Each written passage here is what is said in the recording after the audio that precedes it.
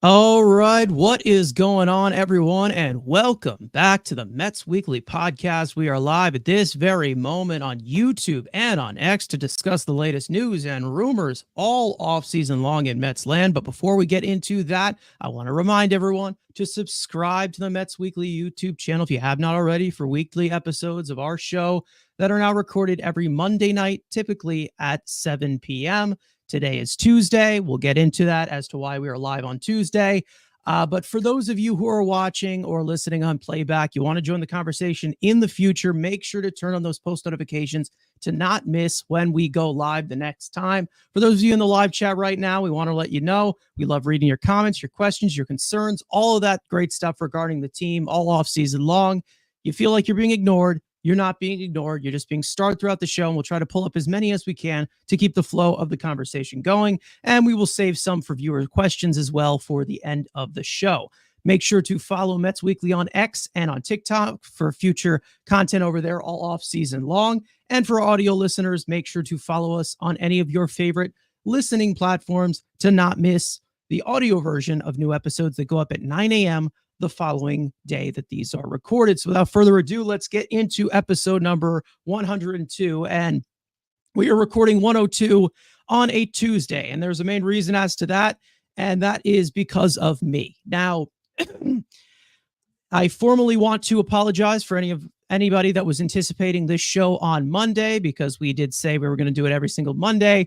But I was not feeling great, very under the weather, to a very extreme level. So at the end of the day, I apologize for that. I'll spare everyone the details. I'll let you leave that to your imagination. But here we are, Tuesday, and we've got tons to talk about, of course, as the hot stove is very close to heating up, shall we say. We've seen flurries of moves come through in the offseason, even for the Mets, which we'll get into. But again, we have got into now free agency has started. It's been going on for about 24 hours more than 24 hours.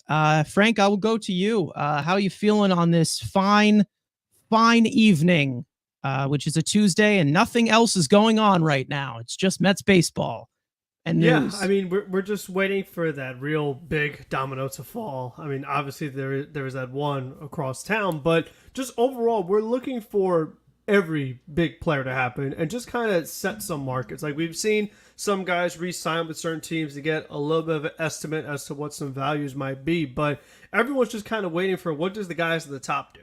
Because once everyone knows who's in what sweepstakes and who's out, then everything else is allowed to fall into place and you kind of know what the market value is for everybody. So right now it's just kind of a waiting game as you're waiting to see, who does come off the board and what do you have available. Then you have your arbitration stuff coming up. So there still is some more things that need to happen, but the Mets they're off to a decent start. They've picked up some guys. We have it here on the screen. We're going to get into them.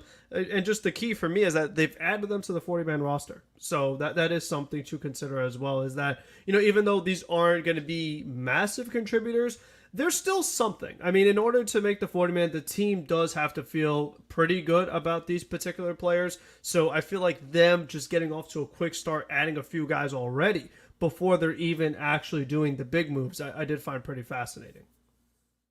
Yeah, obviously, I think that we all are going into this offseason with some high hopes. Let's just say that. We've talked about it before. The Mets have a lot of financial flexibility with money coming off the books. And, we do expect them to use a lot of that financial flexibility, as David Stearns has definitely said multiple times now already, that they are looking into free agency. They're looking via trade as well. There's tons of things that have been reported ever since our last show, of course. But Andrew, I'll go to you. How are you feeling? This is your favorite part of the year, the off season, where the GM could make the GM moves. What do you think? Yeah, again, we're at the GM meetings. We've already, we've heard our great Lord talk a few times. And David Stearns have talked to the media twice. We've got some interesting nuggets from there. We obviously have the player options and team options declined and accepted, whatever. We're still waiting potentially for the next big domino, that being the non-tender deadline, which is in about 2 weeks. So we still have potentially another crop of free agents that could be added to this relatively average group of free agents. There was a generational talent, then a gap, and then good players, and then just at everyday, okay, average MLB starter types. It's not a great overall for depth, but obviously when you have one of the best players on the market is obviously the big top. But again, I think we've seen Stearns be active, adding guys to 40-man. We've seen some other guys get off the 40-man. There are still some question marks of guys who potentially get non-tendered, as well as some guys that need to be cleared off that 40-man.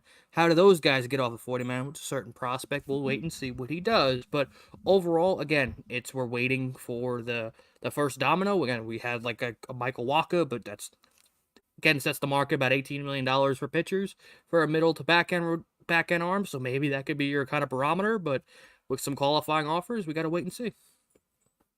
Yeah, and speaking of those qualifying offers, the Mets did extend a qualifying offer to Luis Severino, Sean Manaea, after he declined his player option for 2025, which we all expected. And then, of course, Pete Alonso, who we will get into regarding his free agency, as that has begun, of course, with him being the homegrown guy that he is. He is definitely going to be one of the centerpieces of the Mets offseason going forward. Carlos Ortiz coming into the chat, saying what's up, saying hope you feel better. I am definitely feeling better as compared to yesterday. I can tell you that. And Brad saying it's only a few players I think the Mets will go after that have a qualifying offer attached to them. Soto, Burns, Santander. I mean, I definitely would be open to going after any of those players, of course, going into this offseason. We'll get into Juan Soto, of course, later on. But of course, we need to talk about what has actually happened and not the possibility of things that it could possibly happen.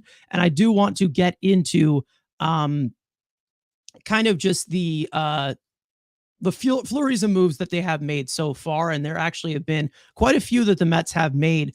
Before I get into any of the additions, I do want to talk about some other things they have done. DJ Stewart is no longer on our 40-man roster. He has been elected to free agency. I know everybody's upset about that. Joey Lucchesi elected to free agency as well. The Mets also claimed a right-handed pitcher, Kevin Herget, off of waivers from Milwaukee, which I don't have a rundown for. But we also had some other news about Lindor and Alonso being named NL Silver Slugger finalists. Mark Vientos was not, which is kind of weird. Let's just say that. The entire Mets coaching staff is expected to return for 2025. We've talked exclusively about maybe not bringing back some of these pieces, but it's whatever. At the end of the day, the Mets did have a successful season, so I understand why they brought them back. But, you know, there's also some other news as well as the Mets declining right-handed pitcher Phil Maton and his club option as well for 2025. It's possible that maybe he comes back on a cheaper deal, but we'll see what happens going on later on into the offseason. But let's get into the opening ads, as I would like to say, and those being two pitchers that the Mets added on a minor league deal and a major league deal, and that being Chris Devenski and excuse me, Chris Devenski and Dylan Covey. Now, I do want to pop up their graphics if I can find them. Where are they? There we go. Now, to break these guys down, pitch per pitch, I'm going to give you guys a little bit of a full rundown here. Now, as for Chris Devenski, as I try to gain my voice back, give me 1 second, guys. Okay. He's a 33-year-old pitcher, 6'3", 211 pounds, a 4-pitch mix right-hander from a 3/4 arm angle. He is 48% changeup, 31% four seam, 14% cutter, and 8% sweeper. His best graded pitch, obviously, is that changeup. That has over 16 inches of side spinning glove side action. And of course, the overall grades being 170 stuff plus, a 81 command plus, and a 103 pitching plus. The rest of his arsenal has his fastball that sits about 93 to 94, tops 96 with over 17 inches of induced vertical break, a mid-80s cutter with late horizontal movement, and a low spin sweeper with heavy arm side action. Devenski did break out during the beginning of the Astros dynasty in 2016 and 2017. That was overseen by David Stearns and Chris Gross at the time, one of our leading scouts. But he has struggled ever since with multiple injuries as well. In 2024, Devenski spent his year in Tampa, posting a 6.75 earned run average, a 7.33 fielding independent pitching, striking out 19.7% of batters across 26.2 innings pitched. Last year, he really struggled with his control and command, walking over 11% of batters and registering career worst in quality of contact metrics. And most of them came from his reverse splits against right-handed hitters, which slashed 314, 426, 745 against him in 2024. And of course, Devenski's minor league deal includes an invite to 2025 spring training. Now, as for Dylan Covey, this is a major league contract. He is 33 years old as well, 6'1", 215. He is a 5-pitch right-hander from a very high arm angle. He is 42% sinker, 27% cutter, 22% slider, 5% splitter, and 4% sweeper. His best graded pitch is his cutter in the low 90s with arm side action, a 111 stuff plus, 100 command plus, and a 109 pitching plus. As for the rest of his arsenal, a heavy running sinker that sits 95 to 96 and tops 97. Gyro action slider with over 200 RPMs. A high 80s glove side fading splitter, and a high spin arm side sweeper. In 2024, Covey spent his entire 2024 season in the Phillies organization in AAA, and he did not pitch a single inning in the big leagues. He did post a 1.20 earned run average, a 3.70 fielding independent pitching, striking out 27.6% of batters across 20.1 innings pitched, as opposed to last year in the majors that was split between the Dodgers and Phillies. Covey did post a 3.77 earned run average in 43 innings pitched. Amid some spotty control issues, Covey manages contact very well as a ground ball specialist, which he does make up for with his lack of swing and miss stuff. And of course, Covey is the Mets' first major league signing of the offseason, expected to make around $850K to $900K in 2025. So these two signings are pretty much the opening ads. Like I said, there was another pitcher they got from Milwaukee. Frank, I will turn it over to you as for the first impression of this offseason, of what direction this is going in. I don't think there's much overreacting to do in terms of this one, but definitely a look at where the Mets have been going in, especially with Dylan Covey, who we have not really seen much of at all last year in the major leagues when he was with the Phillies. And then you also have Chris Devenski, who has had success in the past, but has struggled recently. Yeah, so for Devenski, he's obviously the guy that we know more about. He actually was an all-star in 2017, so we love our former all-stars. But it has been a while since he's been good. I mean, like you said, I mean, we're talking quite a ways back, and injuries and things like that, they are obviously a factor. So all of a sudden, for him to just kind of come back and be productive, we'll see. I mean, he was good in the minors last year, but I think overall we saw the Mets do something pretty similar last offseason where they just kind of signed a bunch of guys, whether it's minor league deals, major league deals, things like that, just kind of bringing in more pitchers. And as we always say, you can never have enough pitchers. So I definitely like that they are once again going with that approach.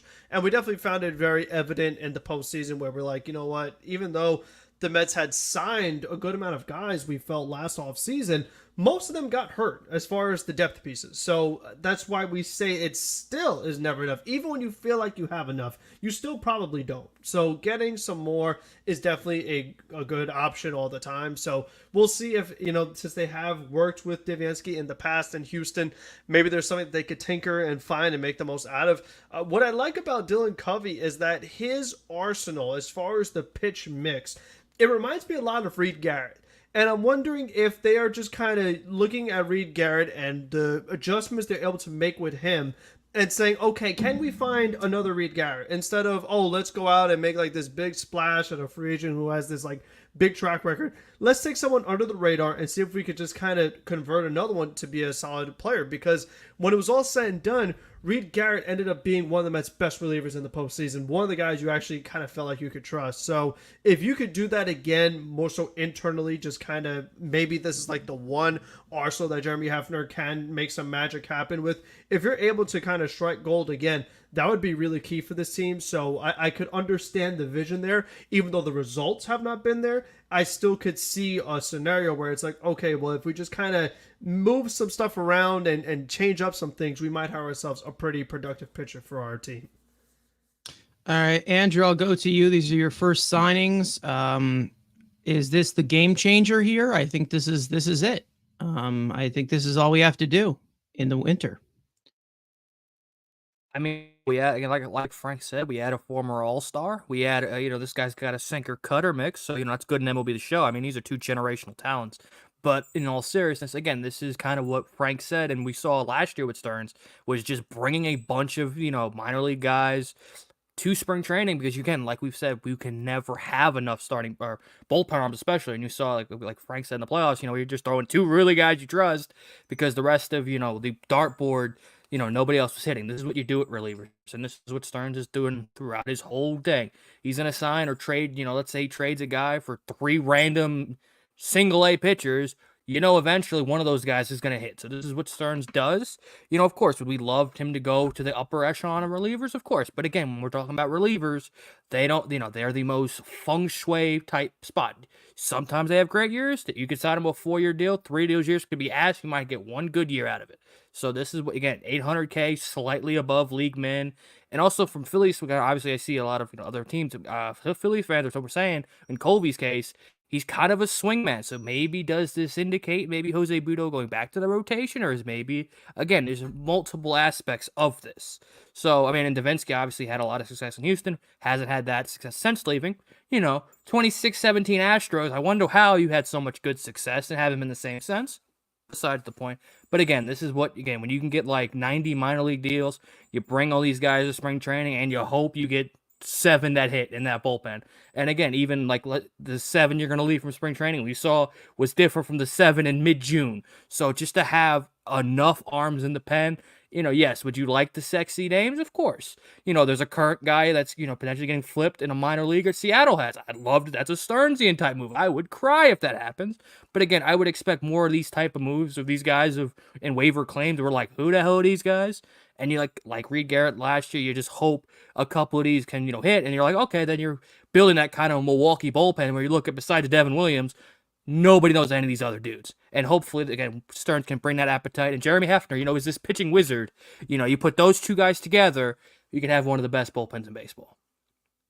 And for me, when the Mets made the hire of Stearns, that was maybe one of my things I was looking forward to the most, was seeing what he did in Milwaukee time and time again, of always having really good bullpens without having the craziest names. And like you said, a lot of guys that you never heard of, but just seemed like year in, year out, they just had so many good pitchers. And I was always very jealous of that, because we've seen the Mets overspend on veteran relievers so many times, and it has not worked out. And while that's happening, I was always thinking to myself, man, if only we could be like the Brewers and get these guys who you don't pay much and they end up being really productive for you. And if you are able to do that, it really allows you to allocate your resources to get your star hitters that we're going to get into, to get maybe some more big-time starting pitching guys that you'd like to get as well. So if you're not investing a lot of money into the bullpen, that just makes it easier to go for other stars in more marquee spots like position players and starting pitchers, but also it gives you that flexibility to retain your own guys. So we talk about maybe giving Vientos an extension, or if some of your other young pieces hit, you want to look at extending those guys as well. It's now a lot easier to do that because you're not investing so much into the bullpen. Yeah, I mean, here's the main thing that I'm looking at with these two additions, and I think that everybody is really kind of putting this aside. When we talk about like these bullpen additions and them kind of deepening this entire thing, I more of this just see this as more of just like extra bodies to add into this bullpen. I'm not seeing these two as like these main contributors, and I'm not going to say that they're going to be. And I think that they're generational talents. I'm not going to say that because they're not. They are just guys who could possibly be relieving options. Of course, this Devenski guy didn't seem like he was able to find the strike zone at all last year. As for Covey, it seemed like he had a really good year in the minor leagues. Maybe he can bring it up a little bit of a step further. Like Andrew just said, he could possibly be a swing man. Maybe he gives you some extra innings as well. I don't see them as big contributors whatsoever, but I also do see a Mets bullpen from last year that got banged up a lot. And I saw a lot of injuries from that Mets bullpen, not specifically from the rotation that much outside of Senga, but from that bullpen, we went through a lot from guys just pitching like absolute shit. When you're talking about Jake Diekman or Adrian Hauser for majority of his Mets tenure, or you're just talking about guys who got hurt like Brooks Raley or Danel Nunez. I mean, you had quite a few pieces in that bullpen that went down, and you're going to need these types of bodies, whether you're talking about it being Dylan Covey or Chris Devenski or whatever you're talking about from some of these additions, even when you're talking about maybe Kevin Herget, who they just got from Milwaukee. When we talk about these types of pieces, they're guys to maybe look at in spring training, but they're also guys to maybe look at for, okay, maybe we need somebody who's tired out. Maybe we need somebody to replace some pieces in this bullpen, because we saw a lot of bullpen turnover throughout this entire season as well. And I'm sure you're going to see plenty of it once again when you're going into 2025, not just because I feel like there's going to be a lot of bad relievers, but I also think that there's going to be a lot of injuries, because that's just basically how it's going to be with the pitching position no matter what. Not to mention the inconsistencies of relievers. 100%, it is never bad to add pitching. Never is. And, if some of these guys hit, they don't. Frank, you mentioned that he looks like a arsenal of Reed Garrett, Dylan Covey. He also has the beard that Reed Garrett had. So I don't know if they're cloning him in some point. But I think that when you see Stearns kind of making these additions of these types of pitchers, you knew that pitching is definitely going to be a central thing until the Mets actually have some of these pieces, that can actually provide in the system, or whether they have cost controllable pieces they can put in there. They're going to be looking for bullpen arms every single offseason. They're going to be looking for rotation arms. We know that's going to be a point of emphasis in this offseason, with 3 of our main starting pitchers going on the free agent market. So it's definitely something to look out. Of course, with pitching, we know that there's going to be some other pieces that are going to be take to look at. Of course, with some offensive pieces going into the free agent market. And I do want to get into the offensive piece that is going on to the free agent market, because I don't think there's anything else, unless Frank has something. Yeah, just a couple more points. Number one, with Covey, one more comparison. He doesn't have the velo that Reed Garrett does, so it's not as easy. It's just, we'll just make him Reed Garrett because they throw the same pitches. It's not as simple as that, so we'll see kind of what else they have to do to make it work for him. But for the Mets this past year, they used 35 different pitchers. So, you could only carry a certain amount. You basically had to use like 3 staffs worth of pitchers. So that's why we always say like there's never enough, because some of these guys that they used, like you mentioned, they were very bad. I mean, they were very, very bad. I mean, we saw some guys that just did not belong on a major league mound. So to add as many as you can, is very, very important. Yeah, I mean, we already know about the need of quantity in this situation. I mean, I've talked about it with the rotation of kind of like keeping that quantity into their advantage of guys who can't go deep into games. They can, use them every 6 days. We've talked about 6-man rotations before, but when it comes to the bullpen, we'd like for it to be a little bit deep, and you see if you can, scratch out a minor league signing of guys who can maybe contribute. We know that Chris Devenski and Covey have both been on major league rosters before, so they've had somewhat of success. Maybe one a little bit more recent than the other. But, when you're looking at it from a minor league deal perspective of Devenski, who's really struggled recently, you can't go wrong with it. And if he's not well, you just move on in that situation. Darren Rivera coming in, saying, "What's up?" Of course, LGM. Meanwhile, in Syracuse, New York, I love that name. He's saying Stearns was my favorite free agent signing. Yeah, definitely a great domino effect. Let's just say that. Very successful year for the Mets in 2024. Can't complain whatsoever. Now, speaking of going into free agency, like I said, we all know who the big bat is. And I think that we have talked about this we've had this discussion many, many times of how we looked at it during the season. We know that, to be honest, on the market as of right now, it's been a little bit the same, I would say, with the whole situation of the year that he's had. But let's get actually into Pete Alonso, because I do want to talk about the full timeline leading up to now of what has been going on regarding him. We know that we saw some reports about the Yankees checking in on him. We knew that was going to possibly happen because they have a need for a first baseman. I don't think that there's going to be much there, because I just don't see Alonso really fitting that type of Yankee thing. But whatever, that's a different story. But as for, as I like to call it, maybe the big man pending, I don't know. We heard from David Stearns last Wednesday during his closing press there. This graphics was supposed to be used last episode, actually, but it still applies to as of right now. David Stearns saying in his closing presser that he's a great Met. I hope we have him back. I think we both understand this is a process, and everyone's got their own interest. And Pete deserves to go into the free agent market and see what's out there, and then ultimately make the best choice for him and his family. How Pete is as a person is important. What he means to this franchise is important. Who he is as a player is also important.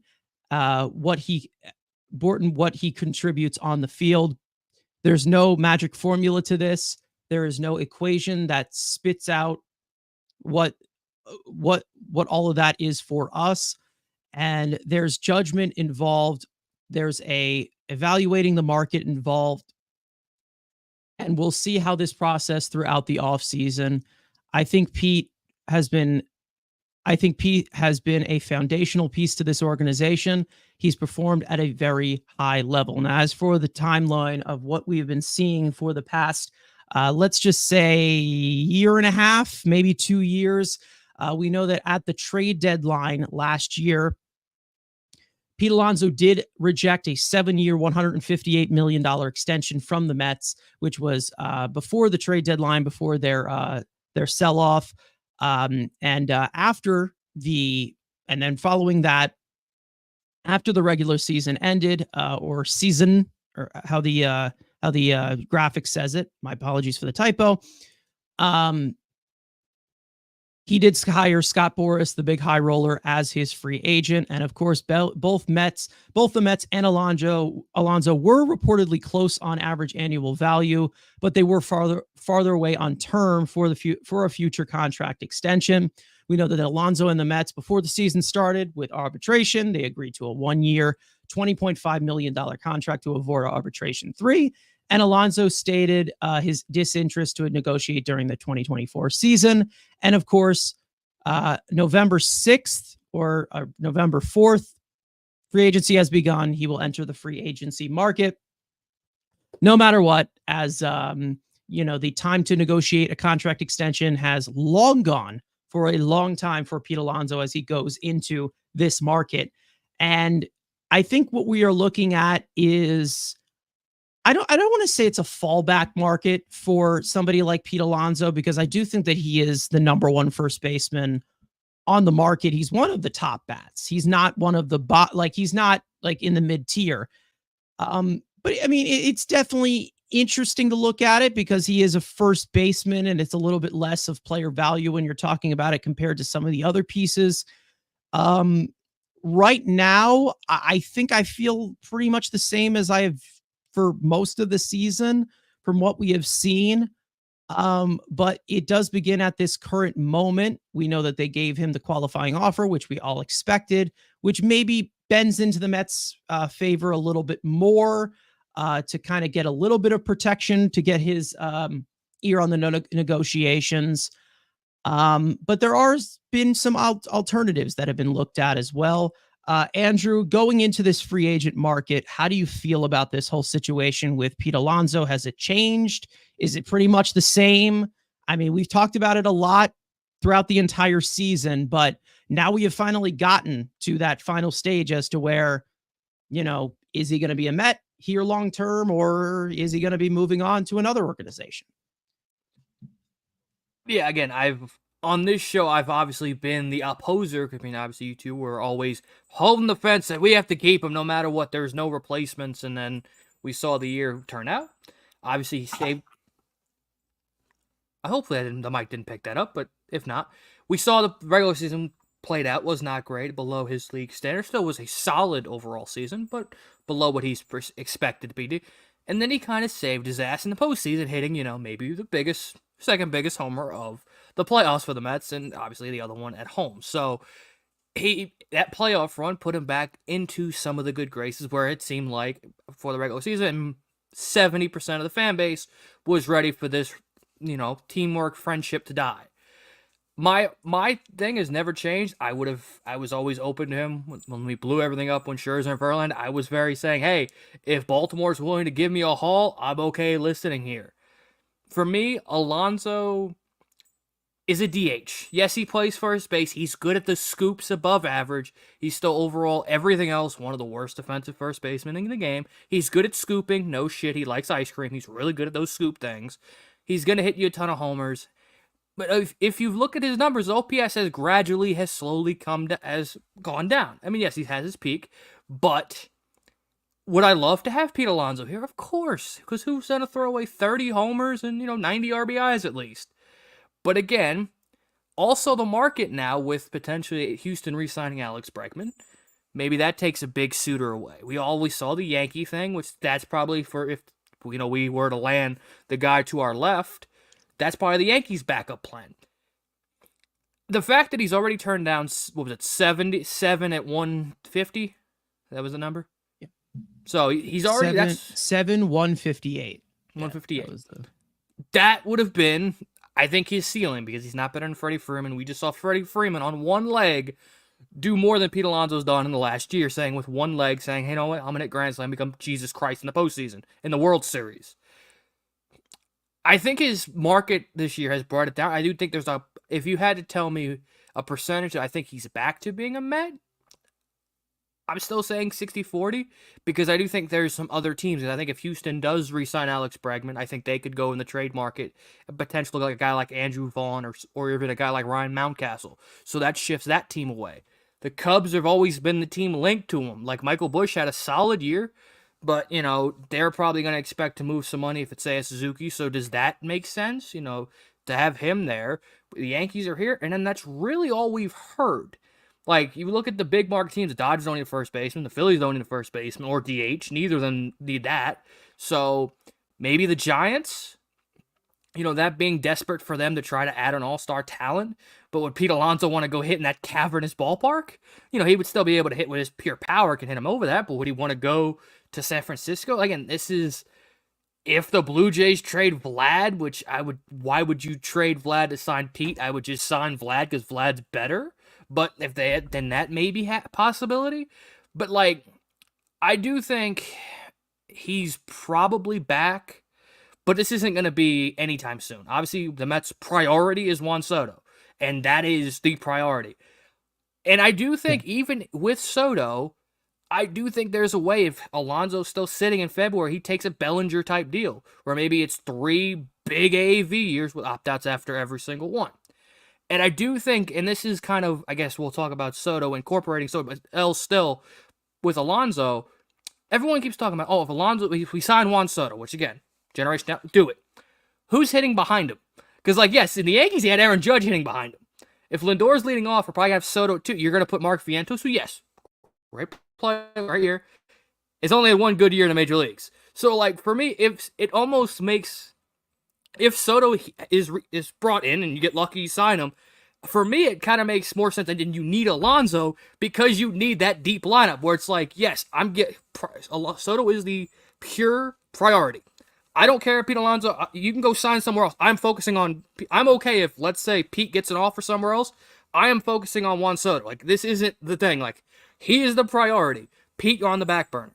I think that's the same thing with the Yankees, but I think Pete, if he's smart and Boris is smart, he's played this game 1,000 times. You're not going to see Pete sign before Soto. He's going to wait because then the Yankees or the Mets or the Dodgers, whoever, then it's going to be the desperate team. I just think, and this is something that me and Carson agree with, if he were to walk, I'm not going in the free agent first base market. I'm shifting Mark to first, and that's where I'm going the upgrade. I'm not giving Christian Walker 3 years. I'm not Paul Goldschmidt or Anthony Rizzo. No. If Pete Alonso if we sign Juan Soto and let's say Pete goes to the Yankees, so let's play that game, then Mark Vientos is your new everyday first baseman, and I'm addressing the third base. Either there's a couple of options. Well, if Bregman's gone, which we've seen some Astros Bregman stuff, but I'm shifting focus on the third base trade market. There are guys that can be had there. For me, again, I would love to have Pete, but I think if Soto is signed, it's kind of he's more because of that lineup. Let's say, okay, Soto's here. Who's hitting behind him? Yes, you believe Mark Vientos can be there. You kind of, if you do sign a Soto, you do need Alonso to hit behind him, like to have that fear. And you've seen what the Dodgers aren't going anywhere with their top of the lineup. The Phillies, again, they didn't hit for shit in the postseason, but that team and that lineup. Oh yeah, the Braves are getting their big core back, so it's kind of you need both. If you get Soto, it's kind of like okay, you can't let Alonso just go to the Yankees because again, you're trying to battle with these national teams. You need that lineup. But again, he kind of saved himself with that postseason run because for me, I was ready to let him walk, give him the qualifying offer and then go test.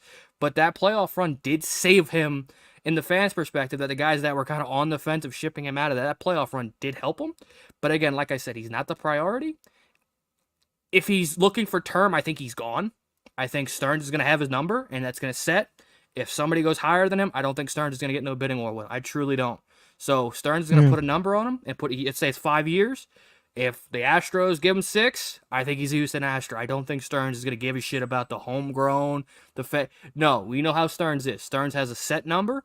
If you go over that set number, if your value ain't worth it and you're not a generational talent, he's going to let you walk and he's going to go somewhere else. So I still firmly believe there's probably a 60% chance he's a Met next year, but I'm not banking my, oh my God, he has to be back because there are other alternate options that can replace him in either position. Yeah, I mean, we looked at the current market. We did have a report. I don't know who brought it out, so somebody can remind me if you know. I think I had like a notification for it of how they said that in the market, Alonso's kind of being looked at as like 100 million to 125 million. That was from ESPN, yeah. Yeah, so that was from ESPN. I don't know how factual that is, but when you're looking at it, you kind of go into the back of your head and you're like, okay, well, if that is the case, 158 million for 77 years would have gotten it done. But at this point, can't really say anything. Now, before I go into Frank and his full rundown of how he feels about the Pete Alonso stuff, I do want to remind everyone in the chat that are watching right now live, we know what is going on right now in the world, currently in the country. This is no place to be discussing that. So if you do bring up anything regarding that, we are going to time you out. We're not going to completely ban you. We're just going to give you as a warning for that because we're seeing a few in the chat about that. We know what's going on regardless, but this is a Mets channel. This is not anything regarding world or country politics. Let's just say that. Frank, I will go to you regarding Pete Alonso. This is definitely something we've anticipated for quite a while, ever since we saw them not really get a deal done from him at this current moment. And it could change. Who knows? How you feeling about Pete Alonso currently and his market on the free agent circuit, shall we say? It's been a long journey, so to speak. I mean, I feel like if we go back to this show from when its inception, I was one of the people talked about the Mets should have re-signed Alonso when they had the chance, when Steve Cohen first took over the team, and we never would have this discussion today because you already have him signed up and for much cheaper than what's going to cost now. So that's the first part. And again, I want the Mets to learn from their mistakes. Stop letting these guys get to free agency. So that's the first thing. But then, like Andrew, I mean, with the way the season was going for him, he mentioned the point about him like declining year by year, so to speak. Like he's never going to be that rookie year again. I mean, juice balls or not, you're not going to see that kind of year again. He's not a player that's going to give you a 900 OPS plus, so he's not a overall elite offensive player. Is he a very good home run hitter? For sure. He has great power, home run power, but as far as pure hitting, getting on base, not his forte. And he was phenomenal at driving in runners throughout his career until this season happened. Then it all just fell apart. So we still have to kind of figure out what's going on there. Maybe it's just because of the contract or whatever. And Andrew's point about him taking the short-term deal with the opt-outs, I said that a bunch of times on this show. Like, I could definitely see that scenario because it gets drawn out so long that no team meets the number that he wants, so they just end up taking a short-term big balloon payment in the beginning. I could definitely see that scenario as very realistic. So if that happens, then he might end up in the same situation where he's still thinking about the contract because he's like, I still didn't necessarily get that long-term deal I want, so maybe he's still pressing and still struggling with runners in scoring positions. So that's kind of one of the things that worries me if you want to go the short-term route. Him doing pretty good in the playoffs did help his case for me personally, because I always say, like, if I'm going to pay someone a lot of money, they need to do it when it matters most. And he definitely had his moments. I mean, we wouldn't have got this far without his huge home run against Milwaukee. He had some big hits against the Phillies, and then he had some hits against the Dodgers too. But when I think about just overall team building in any sport, if I'm going to be giving a lot of money to a player and I look at what they provide to the table, and like Andrew said, he could scoop the ball, but not good range, one of the worst arms I've ever seen in my life, no foot speed, and like we said, he's not really an elite offensive player, he just hits some home runs. And home runs are valuable, don't get me wrong. But that's kind of where it gets a little dicey as far as, like, especially when you have a guy like Juan Soto, when we say generational talent. This is a guy that, we talk about Alonso not hitting 900 OPS.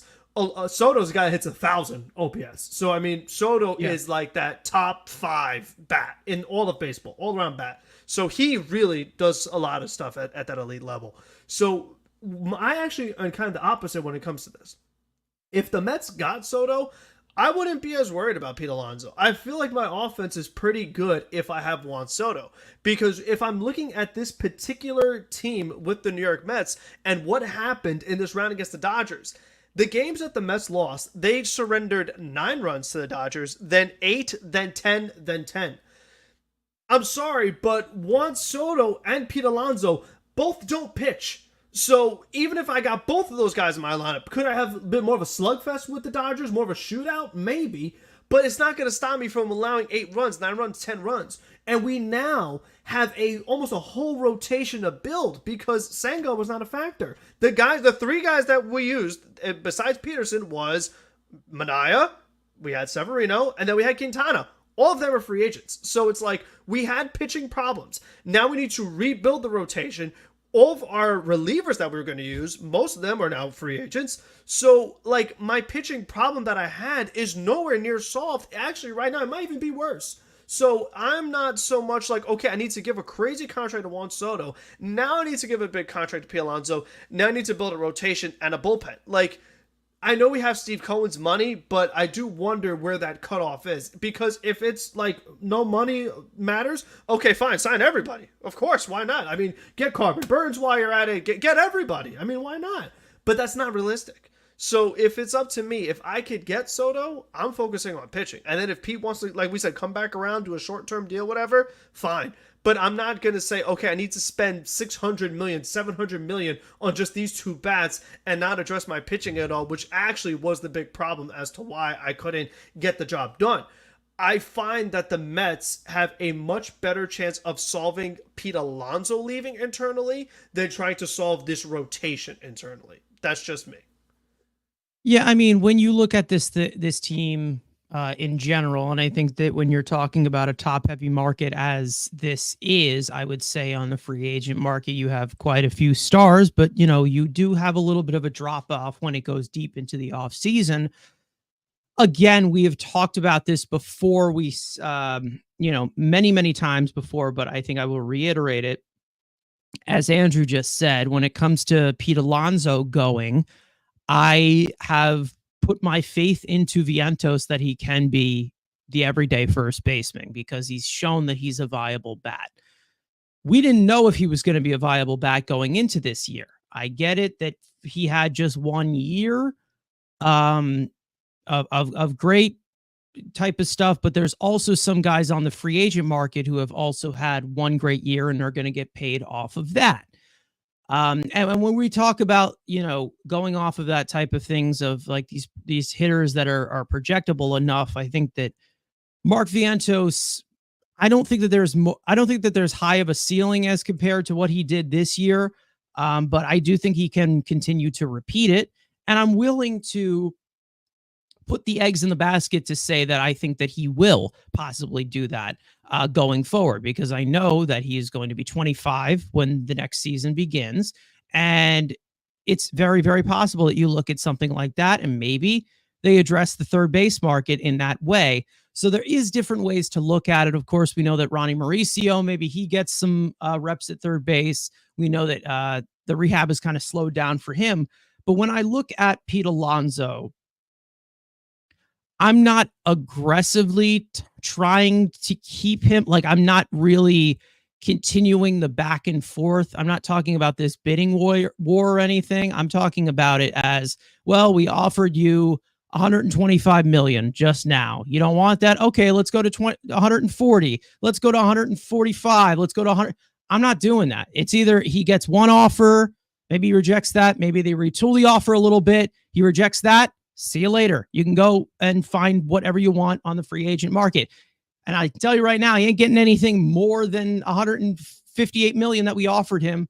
What was it, last season at the end of the trade deadline? So when I look at it from a first baseman perspective, we've talked about the Mets, and this is something that hasn't really aged well in that sense, as where we've talked about Pete Alonso being the one that kind of drives this offense and kind of being one of the pieces as to why, if he doesn't hit, nobody else hits.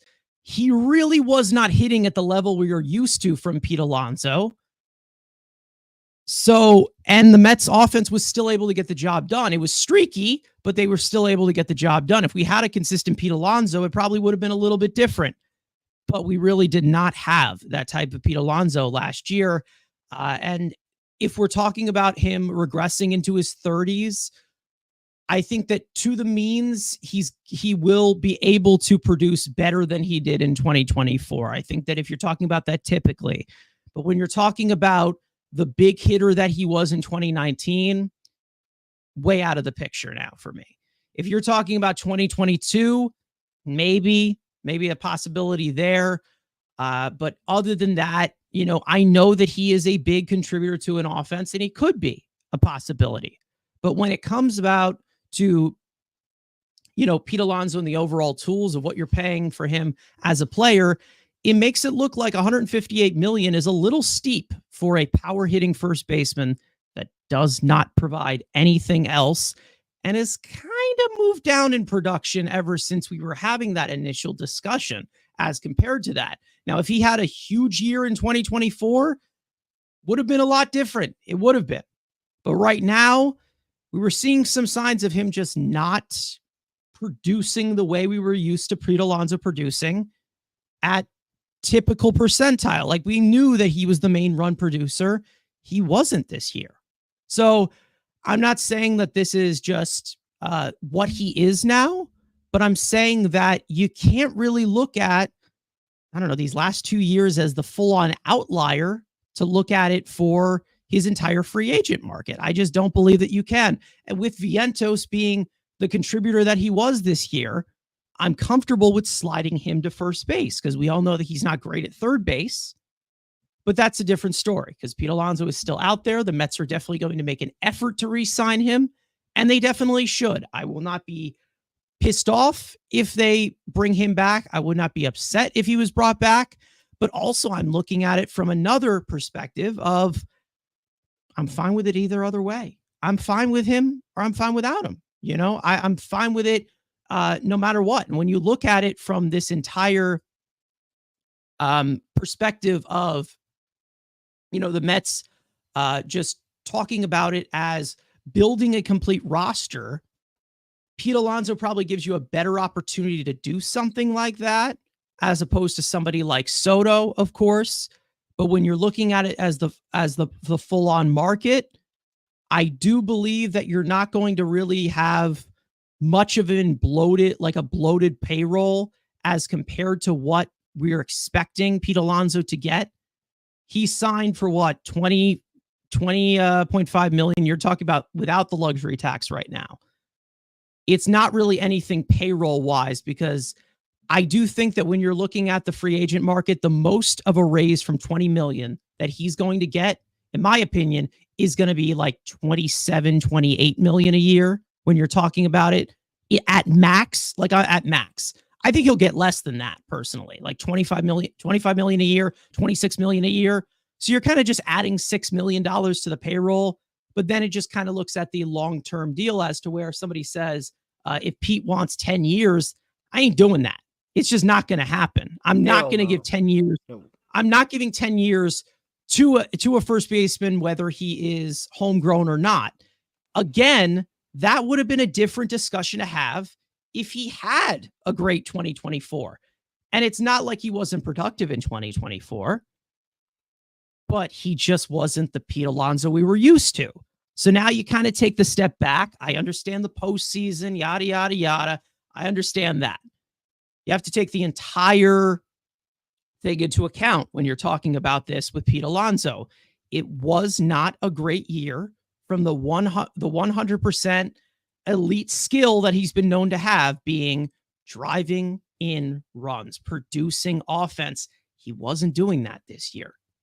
Not at the clip that we're used to.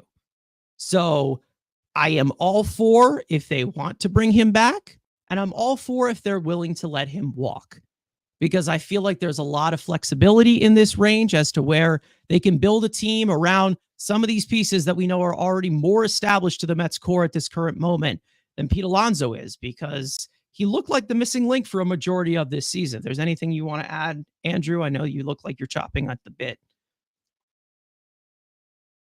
Well, that 10-year, I mean, the fact that, yes, even if Pete Alonso, let's say, had Juan Soto, there's no way in hell anyone's giving him 10 years. Like, I just found that funny just to think about. But, like, you look at, again, what the hell is that Stearns? Boris. I'm like, what the fuck? I couldn't think of the devil's name. Boris. You know what he's going to want. We've already heard what he wants, and that is trying to top the Prince Fielder, Teixeira, that deal. That's not happening. GMs are smart. Yeah. GMs are getting smarter. First basemen continue to get the value. And do I think it's sad? Because, again, yes, the production is great. But, again, and we'll even get to this with Soto because we've already started seeing some backlash. When you're just a bat, you're not giving me any base running value. You're not giving me defensive value. You're not giving me, like, those type of guys. If he's going to be your DA, and even let's say you give him let's say it's a 5-year deal. There's a good chance he's probably your DH in year 3. Like, let's be honest. Like, because you've seen, at least from Vientos, yes, is he amazing defensively? What? I disagree with that.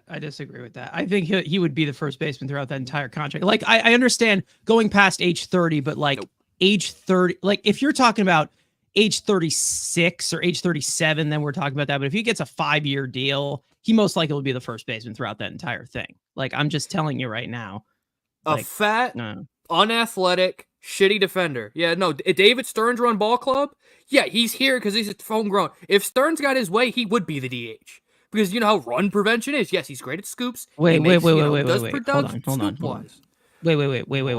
we got? Come on. I'm ready to go. Come on. What? Unathletic, non-well defender. Are you also describing Mark Vientos at the same time? Well, no. Mark Vientos is a lean. He's a good-looking kid. He's big. At least at least he lifts weights. At least puts effort in to get better. What does good-looking have to do? Anyway, when I'm talking, you gotta market him a little bit. Come on. We know that Vientos is just as slow as Pete, right? If you're talking about in terms of athleticism, he is slow as dirt.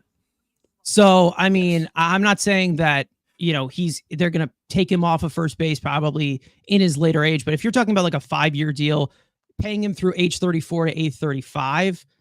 He'll still be at first base every single day, in my opinion. Like, I don't think that when you're looking at a first baseman, he automatically becomes a DH once he turns 30. Like, that's ridiculous to look at. let's play this game. Who's improved more defensively since they've been called up? Alonso since his rookie year to now, or Mark Vientos in? You've already seen him try to get better. I'm not saying I ain't calling him Nolan Arenado, but what I'm saying is, if David Stearns if you ask David Stearns what would he prefer as first baseman, better defensively, he's gonna say that every single time. That's the biggest piss versus shit debate you've ever had. I think when you're looking at it from like Vientos and Alonso defensively, they're both not great fleet of foot or with their hands or whatever. And also Vientos hasn't been playing first base. I mean, he also Vientos also hasn't played first base. Yeah, that's the one thing. And then one of the other things, I mean, I think everything that all of us can in agreement right now is that the concern we have with Alonso is the years thing. And that kind of goes with any free agent, but in particular with Alonso, the fact that he's already 30, it's like now you're paying for every year after 30, which is really something you never want to do in any sport. So that's the first problem. Yeah. But like we've talked about, when you look at the alternatives, every single first baseman free agent is 30 or above. So that external younger option is not a thing. So no matter what, you are paying a 30-year-old first baseman if you do go free agency. Like, we could talk about Vientos, and maybe down the road we could talk about Clifford if we're really getting really crazy and getting really hyped up about our internal pieces. But other than that, I mean, this is kind of what you're stuck with. And it's like we always say, okay, well, number one, you're moving Vientos to a pretty new position and seeing how that goes. And although we do have our defensive concerns about Alonso, best scooper, I mean, you don't want to go from best scooper to inexperienced first baseman. I mean, that already is just not a great starting point. But then the thing is, okay, now we need a third baseman. And when you look at that market, it's like, if we're talking about, these guys like Juan Soto and maybe Santander and guys like that, the third base market is a drop-off. I mean, you're talking about Bregman and Moncada and just all these other guys that are veterans for the most part, all 30 and above. So no matter what, you're still, like, if you fix first, now you're going to third. And I've talked about maybe Ronnie with his body type profile is good as a third baseman, but now you want me to go inexperienced at first and inexperienced at third. That's a little dicey. I mean, it's hard to do it in multiple positions. That personally doesn't concern me. Giving the young guys leeway to play, I'm fine with doing. And if they want to do that, regarding how they want to build the roster, because I know that they're going to go big in free agency, whether they're talking about pitchers, or whether they're talking about, from whether they're talking about the rotation, whether they're talking about from the outfield, that I don't worry about. Cause like I look at it, from, one, perspective as to where I do think that they do spend big in one department. I don't know what that department is going to be. I'm not looking at it as, they're going to spend big at first base. They're going to spend big at third base. If Alonso leaves, they're going to move Vientos to first. Like, I kind of see it as all the options are open until they're not open. You're going to have to fill in those holes, of course. I think we are getting to a point right now where it's a little too early. And I think that you still kind of have Pete Alonso in that equation. And I feel like this is probably the best way that I look at it from, this is the best way that I kind of look at it from, keeping him into this equation, which is possibly the highest I would probably give to him, roughly. I'm looking at Spot Track right now, and they're saying he's $29 million is his projected AAV, which I think is a little too high, excuse me. But when you're looking at the market value of the contract that they're projecting him to get, I don't know if this was put up last year or it is from this year. But from the first baseman rank, he is the top free agent ranked, which I do believe that he will be from first base, and he's 14th overall in MLB ranks, so he is in the top 15. But 6 years, $175 million is what is being projected for Pete Alonso. Now, to slide that a little bit back to the $25 million we were talking about, that would make it, let's say, 6 years. I don't know, 160, something around there. If it was 6-year deal, let's say that. Would you guys say that would be 6 by 25? 6 years, 150, something like that?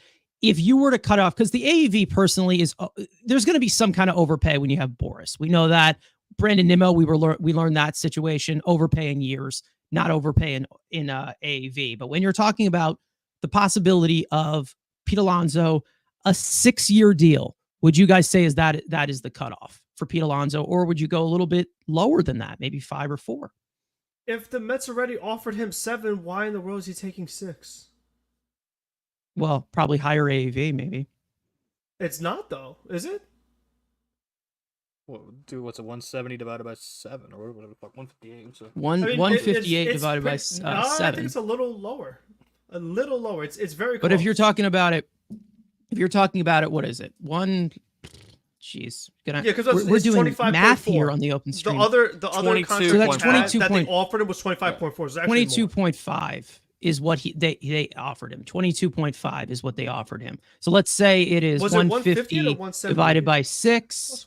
That would be 25 million. So that is a $3 million raise as compared to AAV with the original offer they gave to him.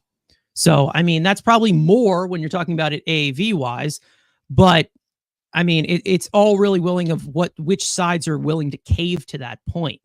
And I feel like you're going to probably see. I would rather do the Boris 6. Probably caves later. I'd rather do 6 for 150 than the 7 at 158. Just because, like we say, because then if you do 7, now you're paying age 36, age 37. We know that's when things really go downhill for any player. So the quicker we can get out of a 30-year-old free agent, the better. So I'd rather just pay the $3 million extra with, again, Steve Cohen we're talking about here, and just kind of have that one less year. Because kind of like we talk about the flip side with Marte, where like we had to pay the 4th year to get the first few. Like we don't want to do that again.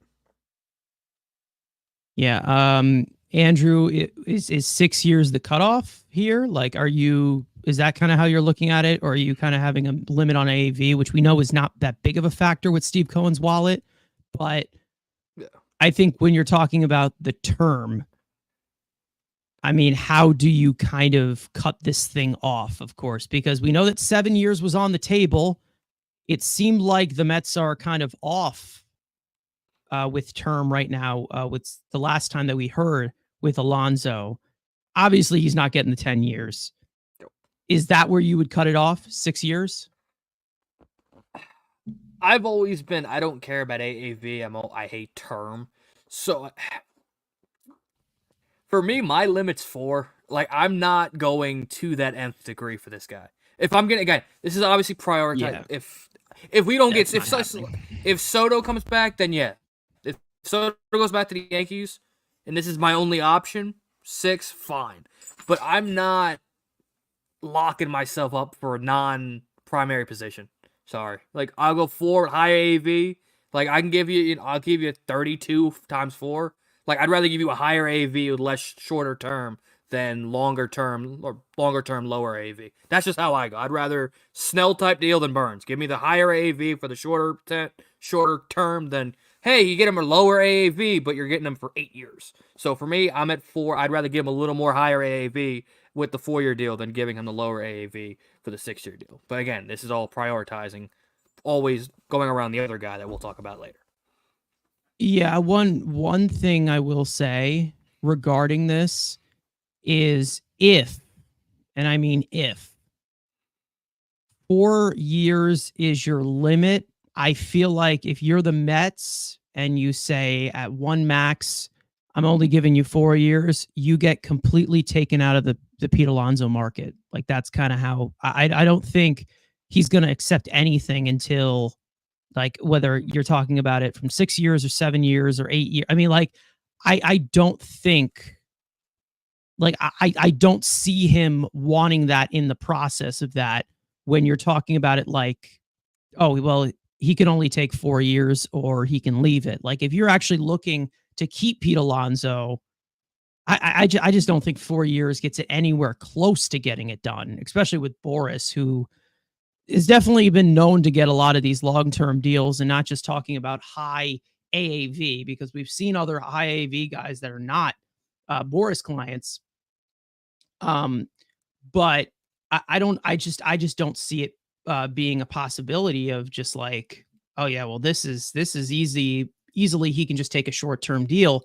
I think that's probably going to be the last resort type of thing. But I do think that there's going to be a team out there that just outbids you outright before this drags out. If you're just the only one giving them just the 4 years, I don't know who's hesitant to give a guy or give up a draft pick for him. obviously with the qualifying offer, but I don't know. I think that again, 4 years, it's like he's just going to laugh in your face in that regard. I don't know. Well, I'll play the game. Who's that team? Because I don't see that team that desperate to give Pete Alonso 6 years. I think there's a team that'll be interested, but I don't. Again, if we play this game, Matt Chapman, saw last year. Matt Chapman, elite defensive third baseman, plays a primary position. Nobody wanted him. Had to take a bridge deal. Who is that team that is? I'm ready to sign Pete Alonso 6 years. I don't think this is going to be quick. There's not teams lining up. There's no Dodgers. There's no super big money team that always spends money who needs a first baseman. So my point is, I am not like, oh, I'm so desperate. I'd be like, yeah, Pete, Scott, try to find that 6-year deal. You're not getting it. There's no team unless the Yankees lose Soto. That's the only team I can see. Maybe the Astros. Know. I think the Cubs aren't going to do it. Are a team in that market. I do think that they will overpay in that regard. And they've been so crazy to spend money. They signed Dansby Swanson was the biggest deal they gave out for a primary position. Yeah. That's it. Which was last offseason, right? 2 years ago. That was last offseason. 2 years. 2 off seasons ago. Yeah. I think that the Cubs would be willing to do that. Then again, with see no how merit, obviously, because you don't know what the foundation of that team is going to be. Seattle's not paying that top dollar because they'll go for. Yeah. They're going to other options in second base and other holes, so they're off the market. Like I said, if the Phillies don't need it, Dodgers don't need it. The Giants and the Cubs could be the only teams you could tell me, oh, they could be in the conversation. But are you really scared of those teams? That's my. Oh yeah, Angels. That's a great one. Could they stupidly just spend that money no matter what? We've seen them do it before. And if they want to give them if they give him an Anthony Rendon contract, good riddance. I ain't touching that type of money. Yeah, that's my point. I agree with you in that. To be this 7 again. I don't think this is going to get to that 6, 7. I think it might be 5 or 4. I genuinely don't think you're going to get 8 years, 6 year. It'll be a 5 or 4 year deal or Bellinger type deal. My thing I don't see the market. Sorry. Yeah, I'm just gonna stick with if we're taking that the Mets already offered 7, and let's say they bump it down to 6 at 150. Let's say they give into that. Yeah, higher rated maybe. So if somewhere in that ballpark. If let's say Cubs offer it, Giants offer it, I would say, just this is my opinion, that if the money is close, if the years are close, Pete is choosing the Mets. I feel like he would need a pretty big overpay to go to the Angels, for example. That's just kind of how I see it. Yeah. I feel like he's already done too much in New York and I just done too much here to just go to the Angels for like a little more money. It's really hard because we know that Scott Boras is the highest bidder type of guy. And we know that, Brandon Nimmo, I think he took a little bit less money to come back to New York, or like just an extra year or something compared to like what the Padres offered him or the Giants offered him, something like that. Somebody can correct me on that if I'm wrong. But when it comes to Pete Alonso going into this market, it's obviously a little bit different with him being a first baseman, but I think that when you're talking about the overall bids from other teams, I do think that you will still get a desperate measure of where you're talking about maybe the Cubs, maybe the Angels go into this market. And I feel like sizing it up from what we have seen the Mets not being very close on years with Pete Alonso, the highest they have gone is 7 years so far, $158 million. I feel like if you're talking about my solid end would be 4 years, you're just going to be tossed completely out of that conversation. Like, I feel like that if you're talking about, 4 years is the most now after the production you saw in 2024, you're bumping it down to 4 years.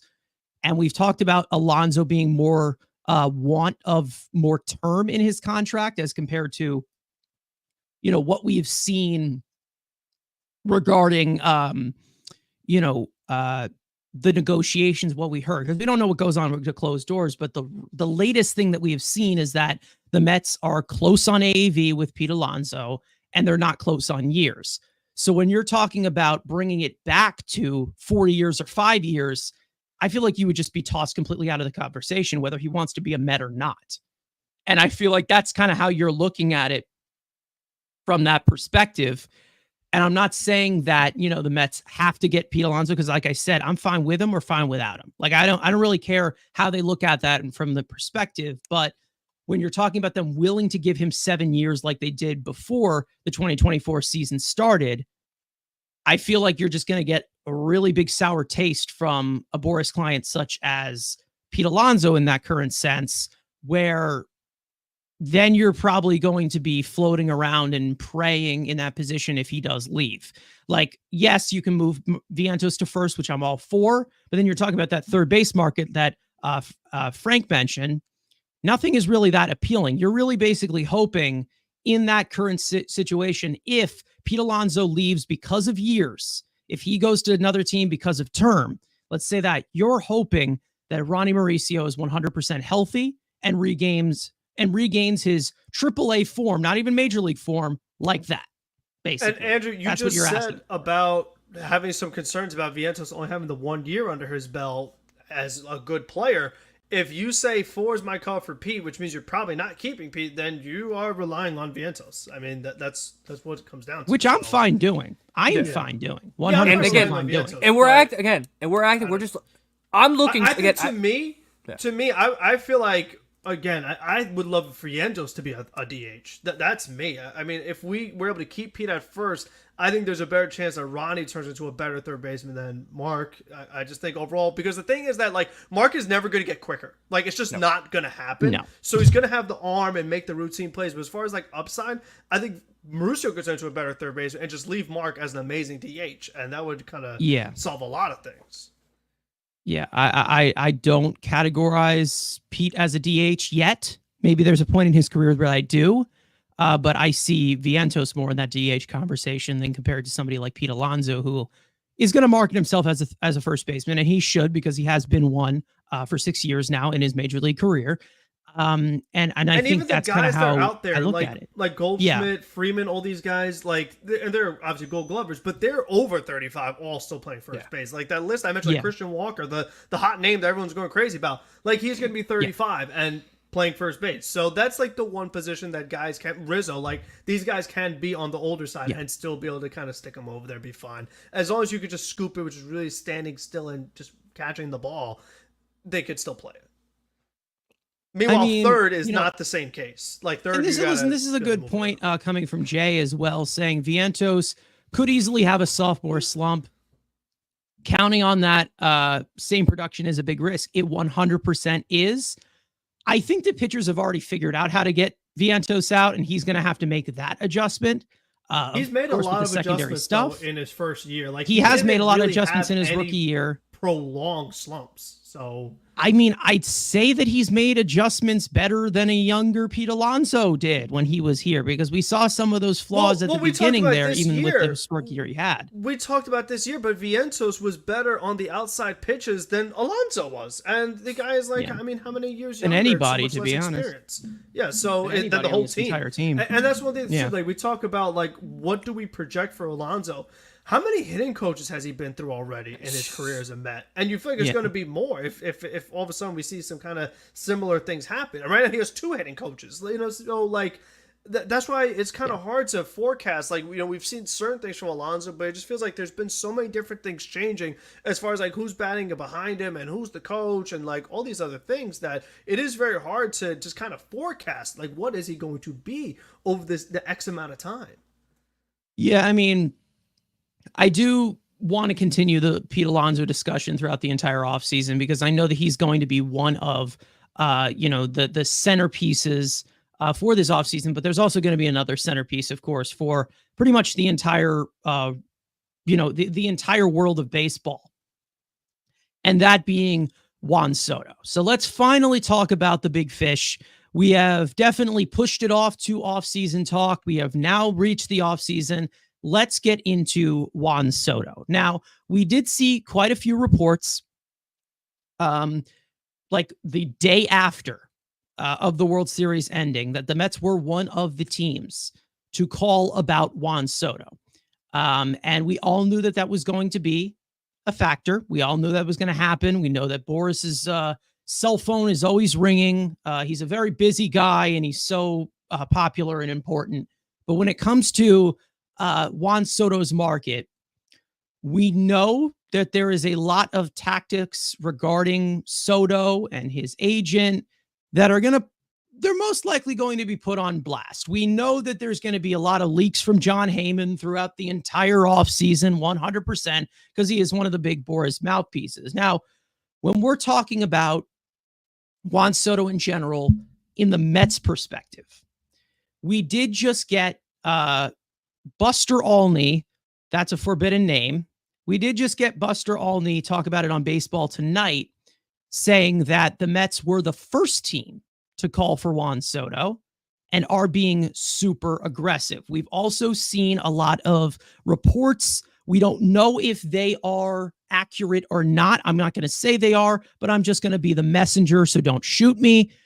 There have been reports that the Mets will do whatever it takes to get Juan Soto into a Mets uniform, which this is definitely the type of player to force to those extremes, 100%, because Juan Soto is a generational talent at his age going into the market, stuff like we have never seen before. So when we're talking about Juan Soto in his market,